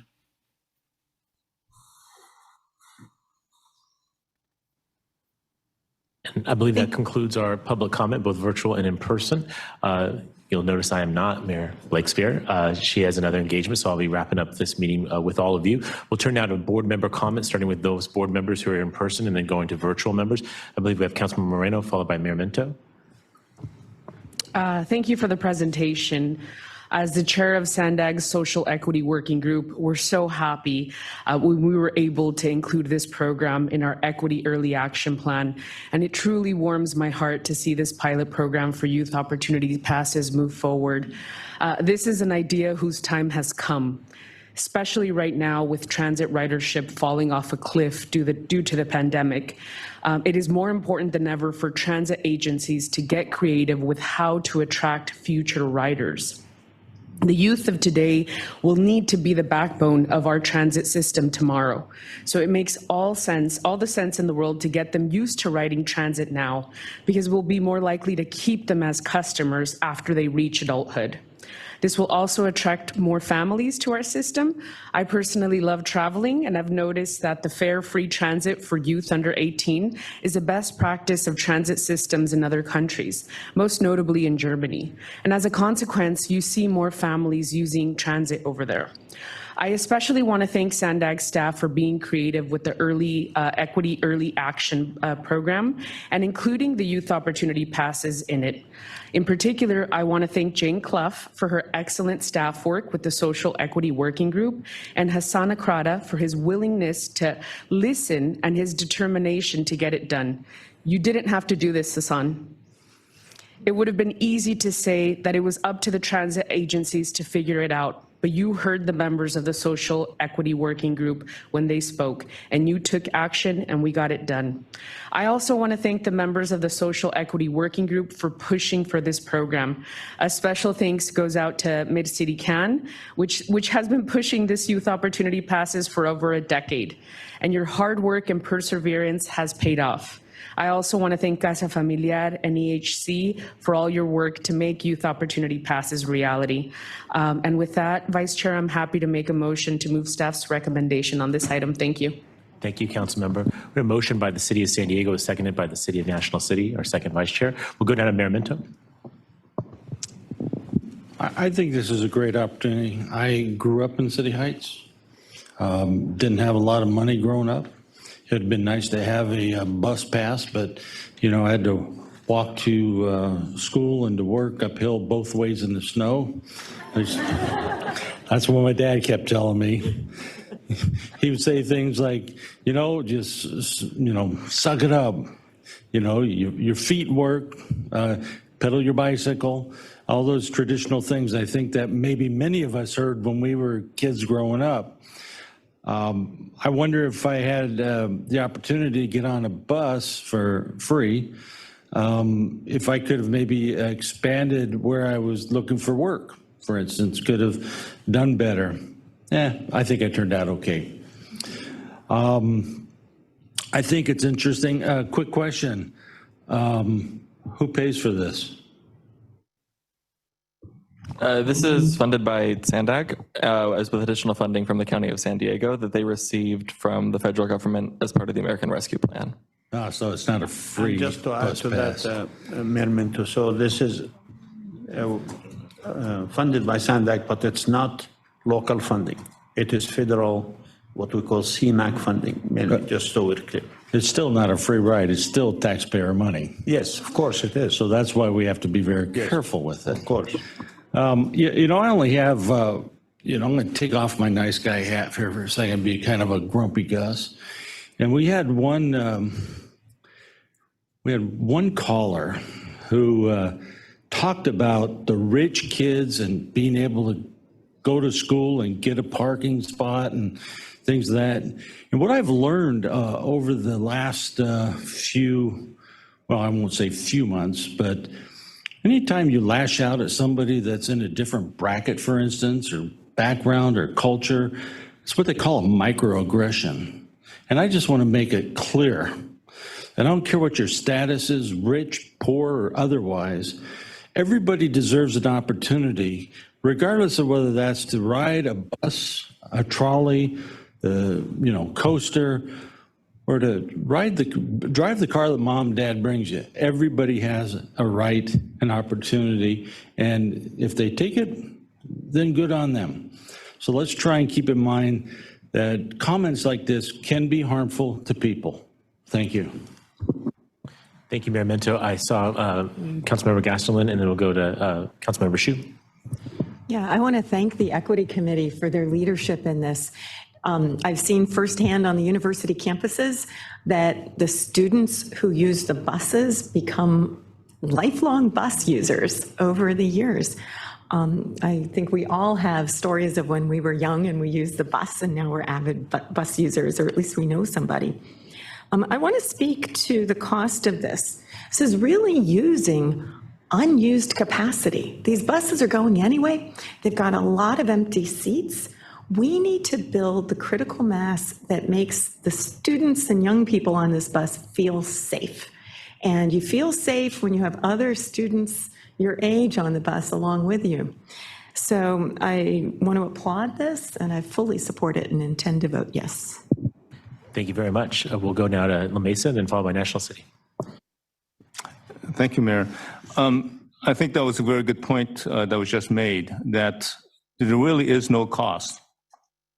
It actually is a potential loss of revenue that we're backing up with these federal monies. Otherwise, the program is free to transit operators until they have to add additional buses or do something else to increase capacity. And we're far from that now. We're trying to get back to the capacity that we were before. So I'd like for us to change the terminology This program does not to be funded. It needs to be backfilled with other additional funding so that our transit operators can recoup any potential loss of revenue. So I think we have to use correct terminology here. To let someone ride free for a bus that's already going and that's not to capacity, that does not need funding. Lastly, I really want to congratulate the Equity Working Group. I've been working on this for over 12 years. Due to the current leadership and people involved in the community, this has come forward and then followed with the leadership from Sandag and from Hassan. So this is a great event, and this means a lot to, of course, all those youth that want to use transit but can't because they cannot afford it. And then I have one last thing, is a challenge to our young planners and for MTS and NTSD. I just don't want to attract people who can't afford to take transit. I want to attract the person who can afford a car, has enough money for gasoline. I want to attract that person on the bus as well. I want to attract the person who just came to San Diego to attend a Comic-Con event. Yeah. And therefore, I don't know if we really need to require a Pronto card. Sure, we might need some data, but we're not going to lose very much data if someone comes from outside or the occasional user that just jumps on. If someone has ID that shows that they're under 18, that should suffice. Just because they don't live here or you can't go through the process of getting a Pronto card shouldn't force them to get a citation or anything else or be kicked off the bus. Let's let them on board. Thank you for using transit. Thank you for not polluting the air. Let's get them onto the system and not worry about the data collection. I want to attract all of them to use our system. This is why we need this system of getting more people on board. And if they're young, that's fine. If someone obviously looks like they're 15 or 14 years old, they shouldn't need anything. You know, Disneyland knows how to do that. We should be able to learn that as well. Thank you. Thank you, Councilmember. We'll go to Mayor Sotelo Solis. Thank you so much. I like comparing transit to Disneyland. It'll be the happiest place in San Diego County. I like that. And yes. As Councilmember Moreno said, this is time. It is time. I think I've shared with you all the 2 hours that used to take me from National City to UC San Diego. Now we have the connectivity to get to there much faster. And it's through organizations like Sandag and the visioning to get to that point.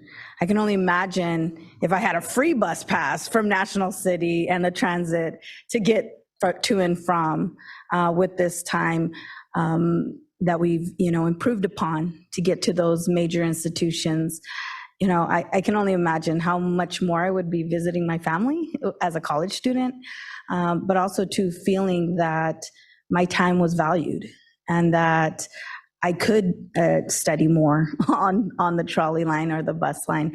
So kudos to the Social Equity Working Group. ESO, we're here. We're actually seeing the fruits of the labor. To NCTD, MTS, to our operators, we're going to make this happen. And the data collection, I think, is essential. As data-driven decision makers, we have to show the increase in ridership. So we can say, look, it makes sense. And the mindset of, hey, I'm 16, instead of going to that driver's course, hey, I'm going to go get a bus pass, or if they don't already have it, I'm going to go get that pass and go to the mall, even though that's not a thing now, by the way. It's going to, the virtual reality venue. I think it's also to getting that litmus test to the community who has advocated for years.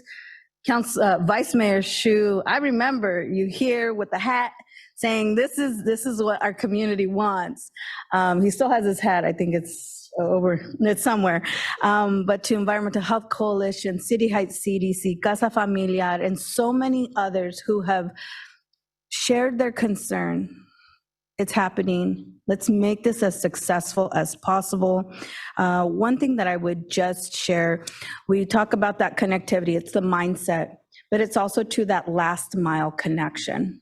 So I think there's a great opportunity with our big venues to talk about if there is a trolley line or a bus line, maybe it doesn't take them directly to the door, but maybe there's an opportunity to have the zoo pick people up in maybe a shuttle or an EV opportunity to get the kids or the youth to the front door. If there is something to SeaWorld, I'm mentioning these big venues because if we want to get them, again, youth excited about that, these are the venues that I know if I tell my children now, they are going to want to go to. And I think it's that last mile that we need to make the connection to. And just lastly, at a conference this past weekend, they did transportation colleagues up there were saying it's about having a universal card or recognition that whether you take NCTD, MTS, or you go to Orange County or statewide, that you have a universal way of identifying how people qualify. And I think that's one area that we can improve and work on for the future. So adelante, yay, youth opportunity passes, outstanding. Thank you, Mayor. I see no other board members in person, so we'll go to board members who are here virtually. We'll start with Mayor Jones, followed by Mayor Hall and Councilmember Edson. Mayor Jones. Thank you so much, Vice Chair Gloria. First of all, I'd like to say thank you very much to Equity Working Group, Chair Marino. Thank you so much for all of your hard work on this. And NCTD is going to be involved starting October 1st. So excited to see that. I have to tell you, I personally am thrilled to see this happening because first of all, many of our youth, and I was one of those kids, I actually really appreciate Jesse's comments. I was a kid from a single family or single parent household. So I know how tough it was growing up and trying to get where I needed to go. So I'm excited about this approach, and then also that our kids will have these opportunities to get where they need to go. I really would like to this goes a little bit to Vice Chair Sotelo Solis's comments, and that is, I really want to make sure that we are thinking about that last mile, but also, I don't know about all of you, but my city does not have school buses, and I really worry about how these kids are going to get to school as gas has gotten more expensive. I was one of those kids that actually scraped and scrimped and worked like about 35 hours a week so that I actually could buy a cheap car myself as a kid, paid my insurance and everything. I was a responsible kid, but many kids are really struggling to do that now that gas is so expensive, insurance is expensive. So really having those opportunities to go outside of also the Sprinter and Breeze routes, but also looking at microtransit and then also shuttling. And so we are working, the city is working with NCTD to get a shuttle program. And I actually spoke to, coincidentally, Anna Lowe yesterday. I met her for lunch. We talked about this in pretty good detail. And she said, what do you need for your city? And I said, really need to get my kids to school and figure out how to move them around to where they need to go. So if we can figure out how to make this applicable to shuttling and those last mile trips, I think that would be very important for suburbs like San Marcos and other cities here in North County and East County, where we don't have, all of these big routes that are going through our city and taking our kids to where they need to go. We certainly want them to be out and active and making sure that we get them to their after school sports and tutoring and all of those things as well. So just kind of thinking about moving forward in that would be a great opportunity, I think, for many residents that maybe don't live in downtown San Diego. But again, super excited to see this moving forward and appreciate all of the hard work that went into making this happen. It'll be beneficial for many of our kids, and we certainly want them to live to their highest potential. So thanks again. Thank you, Mayor Jones. The Executive Director wants to make a quick comment for Mayor Hall. Thank you, Mayor. So just Mayor Jones, and I appreciate your comments. And if you have a connection with the school district. I mean, right now, I think our Deputy CEO, Colleen Clemson, was talking to the superintendent in Oceanside. We would love to work with the schools and our transit providers and Sandag to make sure, especially this time because of the gas prices, if there is anything we could do. Remember, there is an organization called FACTS, which is Specialized Transportation Services, that gets funding from here partially, but we would love to talk about it. We don't want any kid to be prevented from going to school because of transportation. I will definitely make that connection today. Thank you so much for saying that, because it really is a real missing link here in San Marcos and other cities like mine. So thank you very much. I appreciate that. Thank you. Mayor Hall, thanks for your patience, and then we'll follow by Councilmember Not a problem. And I strongly support this, but someone who's a father of 3 daughters and a grandfather of 2 daughters, you know, having him go on to transit with unaccompanied by an adult, it does raise questions to me. So how young will the students or young people be that can get this pass? This pass applies to anyone under the age of 19. We don't really anticipate younger kids to be alone, but anyone under the age of 19 can sign up, or their parents can sign up for them. So just weighing in on the side of safety, how much training will the bus drivers have in to be observant as to what is happening with the youth that is riding under this? MTS and NCTD already have protocols like this in place. I think there might be someone here if they want to take that in more detail, but there's definitely already safety training and things like that operators are well versed in. Okay, and I'm satisfied with that. Safety with the youth is always just, you know, primary with me, and understanding that anytime you're dealing with youth, I'm sure there's some liability there also, and just that we're all aware of that and make sure that they all ride safely to and from. So I'll be supporting this. I do have to jump off and be at another meeting here in about 5 minutes. So please just record my vote as a yes on this, please. Thank you, Mayor Hall. And actually, since the issue of child safety is raised, I think it is appropriate for our CEO of MTS to maybe make a comment just to complete the public record. Sure. Can you all hear me? Yes, we can. Okay, great. So yeah, I mean, it's always important to us. We do have youth riders. Pre-pandemic, we were having many children riding, and especially high school students who used it as a way to get to and from their schools. As Mayor Jones had mentioned, a lot of school districts have decided not to offer busing anymore. And so we have had to be the fallback for a lot of these schools. So our bus drivers are aware. You know, one of the things that, for instance, they get in training is any kind of human trafficking. They are trained in watching for instances when children seem like they might be in distress or in trouble. But really, we do need to rely on the parents and the teachers to determine if they feel their kids are capable of traveling by themselves. We do, if we spot very young child trying to access our services, we will notify the school to let them know. And then many schools have their own protocols about children being allowed to come to campus by themselves, for instance, without a guardian. And so we will work closely with the schools. But ultimately, this is public transportation. And we really do need to rely on guardians and teachers and parents to judge whether or not they feel that their child can safely traverse across our network. Thank you for those comments, Sharon. We'll go to Councilmember Edson, followed by Councilmember Vasquez. I'm sorry, Mayor Vasquez, forgive me. Thank you, Chair, or Vice Chair in this case. So I have been a longtime advocate of youth opportunity passes, and I'm very excited to see this on the agenda today.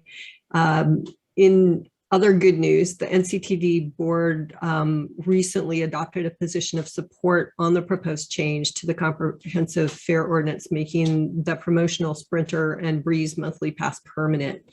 this youth opportunity pilot will support ridership recovery. Currently, there are no sources of funds. We've heard that from speakers earlier. So I think that we have some work to do to get some permanent funding for youth opportunity passes. NCTD is also conducting surveys of middle and high school students in North County.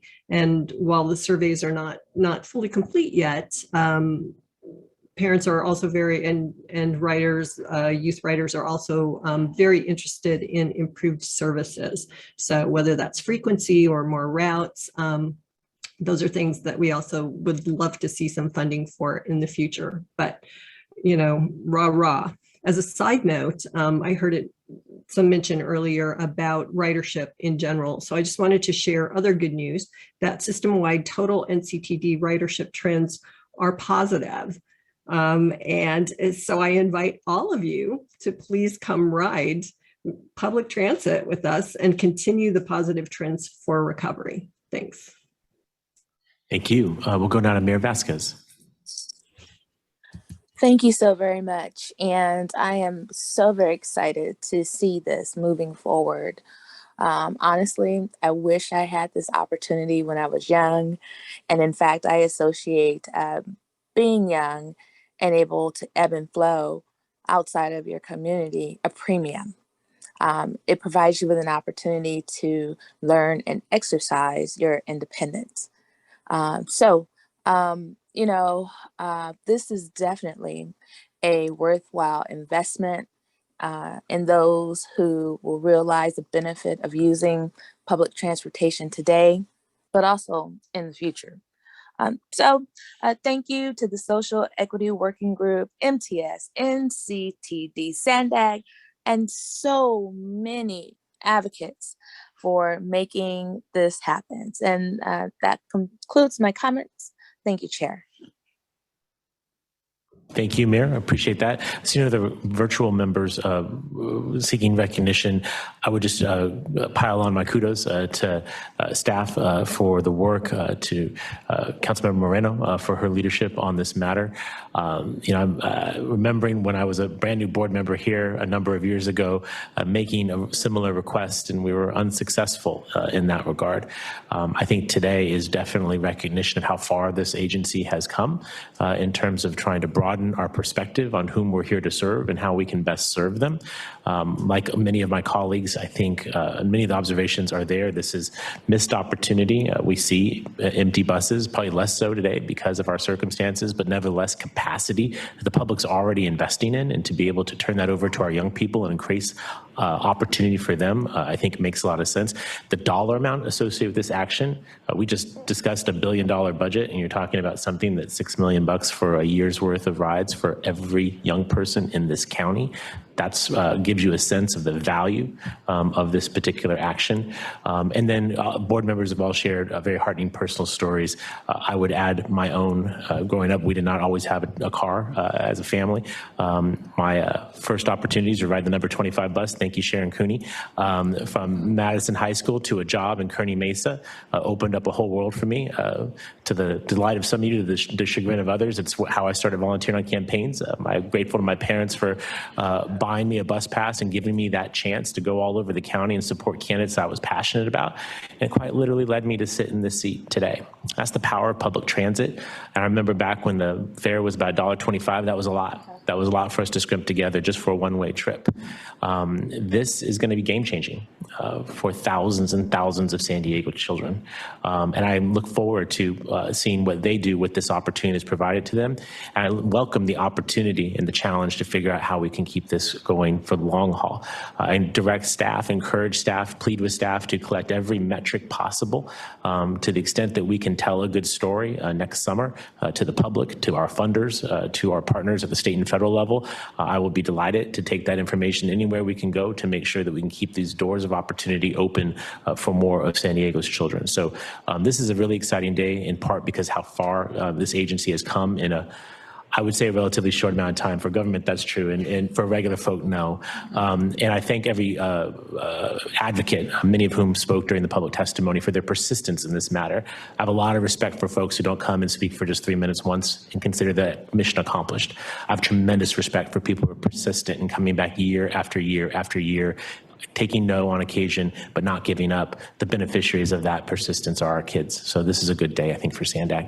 With those comments, we had a motion by the City of San Diego. It was seconded by the City of National City. Clerk, if you're set, I'll ask you to call the roll. Thank you, Vice Chair. I'll state again for the record, the City of Carlsbad was a yes. The City of Chula Vista is absent. For the City of Coronado, Mayor Bailey. Mayor Bailey, I know you were having some audio issues earlier, so if you'd like to provide your vote in the chat to me, I'll state it for the record for you. For the County of San Diego, Supervisor Lawson Reamer. Yes. For the City of Delmar, Councilmember Gasterland. Delmar, yes. For the City of El Cajon, Mayor Wells. Yes. The City of Encinitas is absent. The City of Escondido is absent. For the City of Imperial Beach, Mayor Dedina.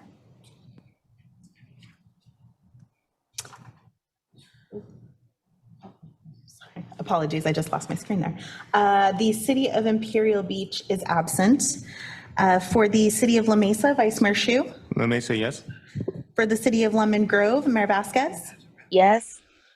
For the City of National City, Second Vice Chair Sotelo Solis. Sotelo Solis, aye. For the City of Oceanside, Councilmember Rodriguez. Rodriguez, yes. The City of Poway is absent. For the City of San Diego, Vice Chair Gloria. Aye. For the City of San Marcos, Mayor Jones. Jones, yes. For the City of Santee, Mayor Minto. Minto, yes. For the City of Solana Beach, Mayor Hebner. Hebner, yes. And for the City of Vista, Mayor Ritter. Ritter, yes. And I'm just going to go back to the City of Coronado. I don't see anything in the chat from Mayor Bailey. So I will go ahead and say that the City of Coronado is absent. And that item does pass unanimously with those members present. Thank you, Clerk. Thank you, staff. Thank you, Board. That brings us to the end of our reports. So we will circle back and pick up the consent agenda. Then we'll do member comment, and then hopefully we'll adjourn relatively close to on time. So we have a consent agenda consisting of items 3 through 9. So moved, items 3 through 9. A motion by National City, a second by La Mesa to approve the consent agenda. Clerk, do we have any public commenters on the consent agenda? No, Vice Chair, no public commenters. Very good. We have no public commenters. Are there any members of the board who wish to make comment on the consent agenda? I don't have the benefit of the full participant view, but I think there's nobody. Nothing. All right, then I'll ask the clerk to please call the roll. Thank you. The City of Carlsbad is absent. For the City of Chula Vista, the City of Chula Vista is also absent. The City of Coronado is absent. For the County of San Diego, Supervisor Lawson Reamer.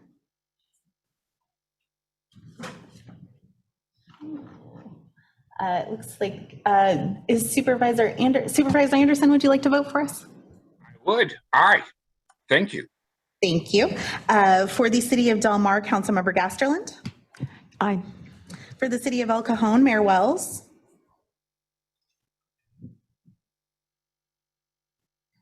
Mayor Wells, I see you there. If you're having some difficulties, you're welcome to put your vote in the chat. Otherwise, I will come back to you.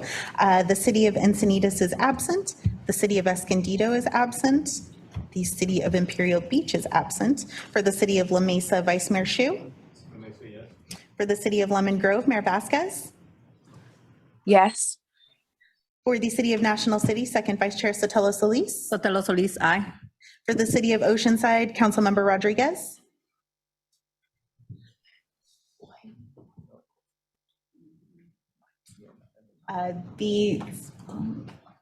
Apologies, just trying to make sure that we don't have anybody. Okay, thank you. The City of Oceanside is absent. The City of Poway is absent. For the City of San Diego, Vice Chair Gloria. Aye. For the City of San Marcos, Mayor Jones. Aye. For the city of Santee, Mayor Minto. I'm still here. Aye. For the city of Solana Beach, Mayor Huebner. Huebner, yes. For the city of Vista, Mayor Ritter. Ritter, yes. And I'll just go back to El Cajon. For the city of El Cajon, Mayor Wells. The city of El Cajon is absent. This is Tara for county. Did my colleague vote for me because I got kicked off? It would be Yes, Supervisor Wessenheimer, he did. Okay, great. Thank you, Supervisor Anderson.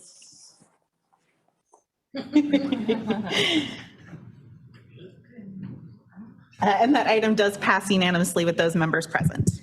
Wonderful. We'll take quick comment from our executive director. Thank you, Mayor. I think I told you this before, but I was lucky enough to be a senior fellow at UCLA for the last 10 years. And part of this is I take every year 1 or 2 graduate students to work with me for the year.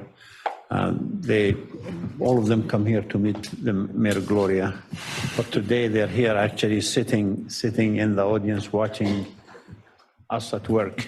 So with us is Brahim Chiang. Brahim, stand up. So Brahim is a master's student of the public policy at UCLA, and I'm sure he learned a lot today, and we'll save. So thank you for being here, and thank you for allowing me to do that. Absolutely. Thank you, Hassan. Welcome, Abraham. We'll go now to member comments. Any member of the board wish to make a comment? I see La Mesa's hand is raised. Councilmember Shu. Thank you, Chair. I just want to make a note that this morning I rode my bicycle to the Sandag meeting, but specifically that's the important part is I was able to ride on Pershing going through Balboa Park. And I want to note that a few months ago, I was in the same spot trying to traverse coming into downtown. Decided not to take Pershing, but took a different route. And this time, I was able to go on Pershing and with a divided, safe route for bicyclists from protecting from the vehicles, which I just wanted to add to Mayor Gloria. My wife appreciates that. Thank you. That's great, Councilmember. Thank you for sharing. Look with 26th Street on the Facebook. That's kind of steep, but definitely appreciation to Sandag staff for the permanent intervention that's going on out there that will improve safety. Any other board members? Councilmember Edson, I see your hand raised. Yes, thank you. I have some comments today. Over the past 18 months or so, there have been significant media coverage, public communications, and letters being exchanged related to the fencing of the Delmar Bluffs and the Delmar Bluffs Stabilization Project. As the chair of the board of NCTD, I believe it's crucial actually, to provide clear information that explains NCTD's actions as they relate to fencing and to bluff stabilization. First and foremost, it's important to understand that NCTD's interest has always been about safety. Crossing the tracks in areas other than designated crossings is both dangerous and illegal. Today, NCTD's Chief of Safety, Sean Loofborough, will provide a brief presentation that addresses the need to fence the NCTD right-of-way. There are many reasons why fences are necessary. Among others, these include the safety of residents and visitors, the mental and emotional health of transit riders, railroad employees, and first responders, mitigation of risk and liability claims, and providing on-time performance for both passenger and freight operations. I'll now hand things over to Sean Loofborough. Sean? Thank you for that introduction. I do have a couple slides. My comments will be brief. I'm here to discuss Delmar Bluffs railroad safety. Next slide, please. NCTD is guided by federal regulation, and there's federal regulation from both the FRA, the Federal Railroad Administration, as well as the Federal Transit Administration. The FRA, for example, requires operators to establish a system safety program that evaluates different safety risks and hazards and try to mitigate those risks to reduce the number and rates of accidents, incidents, injuries, as well as fatalities. Next slide, please. Similarly, the Federal Transit Administration requires that transit agencies must establish methods or processes to identify hazards and to identify mitigations or strategies necessary as a result of the agency's safety risk assessment to reduce the likelihood and severity of those consequences. The next several slides will just show some pictures of what we're talking about related to trespasser activity along the Delmar Bluffs. Next slide, please. As far as NCTD safety's requirements, we must maintain over $322 million of railroad liability insurance just to be consistent with a passenger rail liability cap. Next slide, please. State law prohibits illegal crossing of both interstates and railroads. This comment applies also to the Vision Zero program. The railroad is trying to support Vision Zero by eliminating fatalities and severe injuries on the railroad. It would never be acceptable to cross a busy highway, such as this on the slide, to get to the beach. Next slide, please. Again, trespassing is a pervasive issue and it's ongoing, and I do have some pictures that'll highlight some of this. As you go through, you see these various pictures throughout. One of the pictures shows some folks south of the proposed fencing area, such as in this area. And again, there was a specific picture that talked about a train. If it was moving north, it creates a blind spot. So anybody that's walking in and along the rails creates a danger or a hazard to NCTD.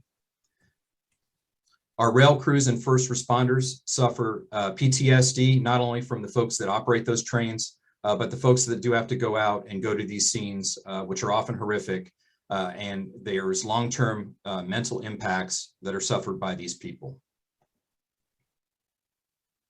Next slide, please. Customers, in addition, will experience delays based on these trespasser incidents, and often can be up to 2 hours or more, depending on the incident. Next slide, please. Additionally, there's a recovery and cleanup costs. It's additional cost that is incurred by the railroad to send additional resources out and to make sure that the scene is clean prior to us restoring operations. And again, that falls on the agency to absorb those costs. Next slide, please. Taxpayers also fund settlement costs for liability claims. I already highlighted the insurance requirement, and those additional costs, unfortunately, are passed on. Next slide, please. This is the last slide that I have. It shows for Delmar all of our incidents for 2021. As you can see, they cover the length of the segment. The north end is over to the right, which is Coast Boulevard, and then approximately a mile down towards the south is the last event. Next will be a short video which will highlight some of these challenges on the Delmar Bluffs.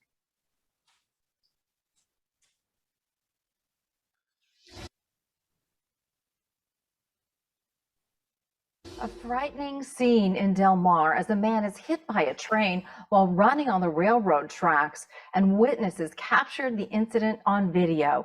As NBC7's Lauren Coronado reports, the city's deputy mayor is calling for safety reinforcements along the tracks.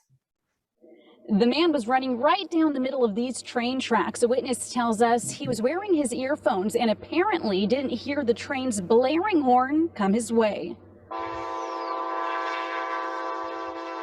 As the train grew close, he became aware of the train behind him and tried to step off the railroad tracks as the train hit him. Terry Gasterland watched it happen. He was clearly thrown by the train. He wound up on the other side of the tracks. She's the deputy mayor for the city of Delmar. She says the man was conscious when first responders got to his side. We need more signage. This has been something that happens over and over the years. And just hours after this man was hit, we watched more people stand in the tracks, many taking photos like Parmis Hemrasfar. I think we could see if the trains were coming in our ways. Do you think, like, what if my dress gets stuck in the tracks? Oh, no, I am now. There are definitely dangers that come with it. Like many people, Melody Lee and her friends crossed to the tracks for this sunset picnic. We're pretty cautious. Deputy Mayor Gasterland says she wants safety measures in place. We need to do more to give people a safe way to cross these tracks, to make it crystal clear where those crossings are. And today's incident makes it even more clear that this is of the utmost importance. And we're still working to get an update on how the man is doing tonight. Reporting in Delmar, Lauren Coronado, NBC7. We did learn this tonight. The San Diego County Sheriff's Department told us that the man had serious injuries. Thank you for that. In conclusion, North County Transit District provides safe operations, and the way we do that is through what we call the 3 E's of safety: engineering, enforcement, and education. And unfortunately, we've had challenges on all of these fronts in the area of Delmar. For education, it is implied that it is okay to cross the tracks at locations other than at grade crossings where it's clearly against state law. Additionally, signage that we put up is vandalized and sometimes even removed. There's been opposition to law enforcement activities done by our contracted sheriffs or others along the right-of-way, and there have been protests from people who have received those citations. As far as engineering, it was already discussed, the opposition that's been out there to the NCTD fencing plan. Moving forward, NCTD, based on federal regulations and requirements in our safety plans, will continue to manage our risk, reduce the number of rates and accidents, as well as mitigate hazards. Thank you again for your time today. I just, through this chair, would like to thank Sean for that very informative presentation. I think it's definitely helpful to receive some clarity regarding the need to advance safety improvements. Sean's presentation affirms that Vision Zero is an applicable matter for not only our roads, but also for our rails. I'd like people to please take a moment to consider this fact. From 2017 to 2021, there have been 66 fatalities and 15 injuries on our coastal tracks. This is an astounding number. It's something that we simply cannot accept. It's important to note that NCTD has successfully entered into agreements with almost every city in North County in order to implement safety improvements, while simultaneously achieving local priorities. Key examples include improvements in the city of Encinitas along Highway 101, improvements in Oceanside, and quality of life and safety improvements in my own city of Solana Beach.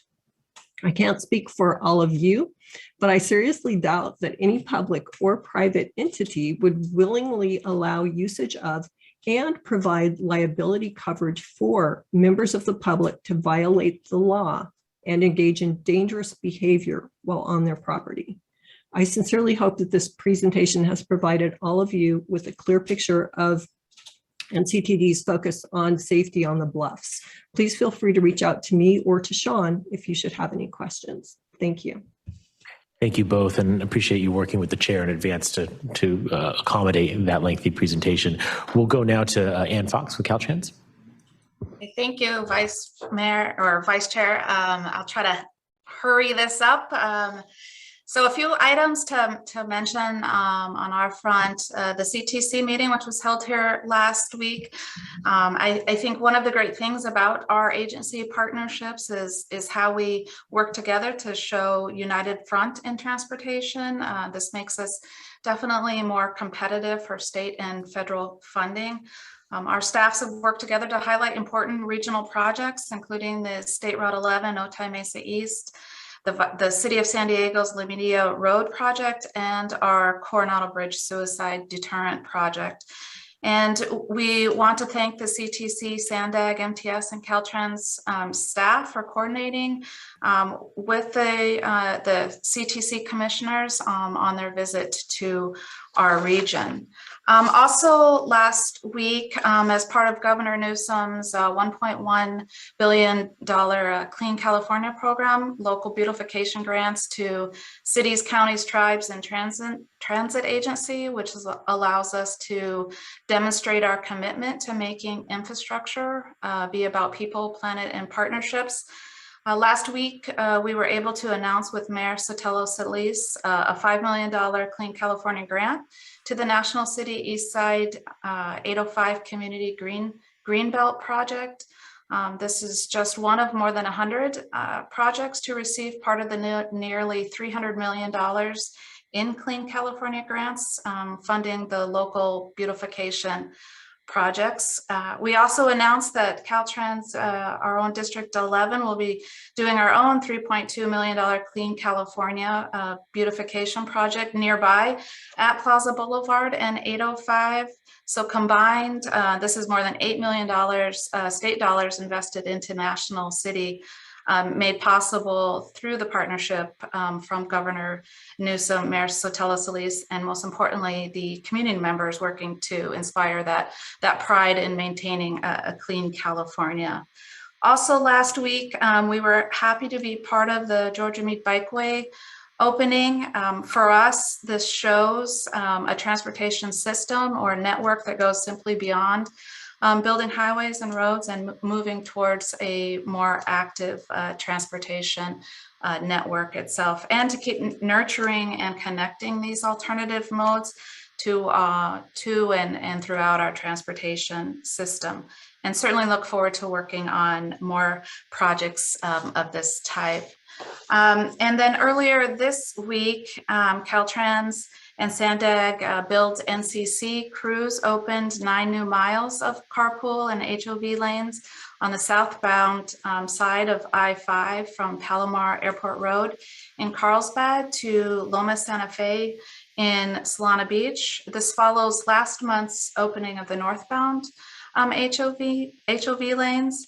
And then over the next year, we're going to continue to work on the 4 additional miles of carpool lanes from Palomar Airport Road up to 78.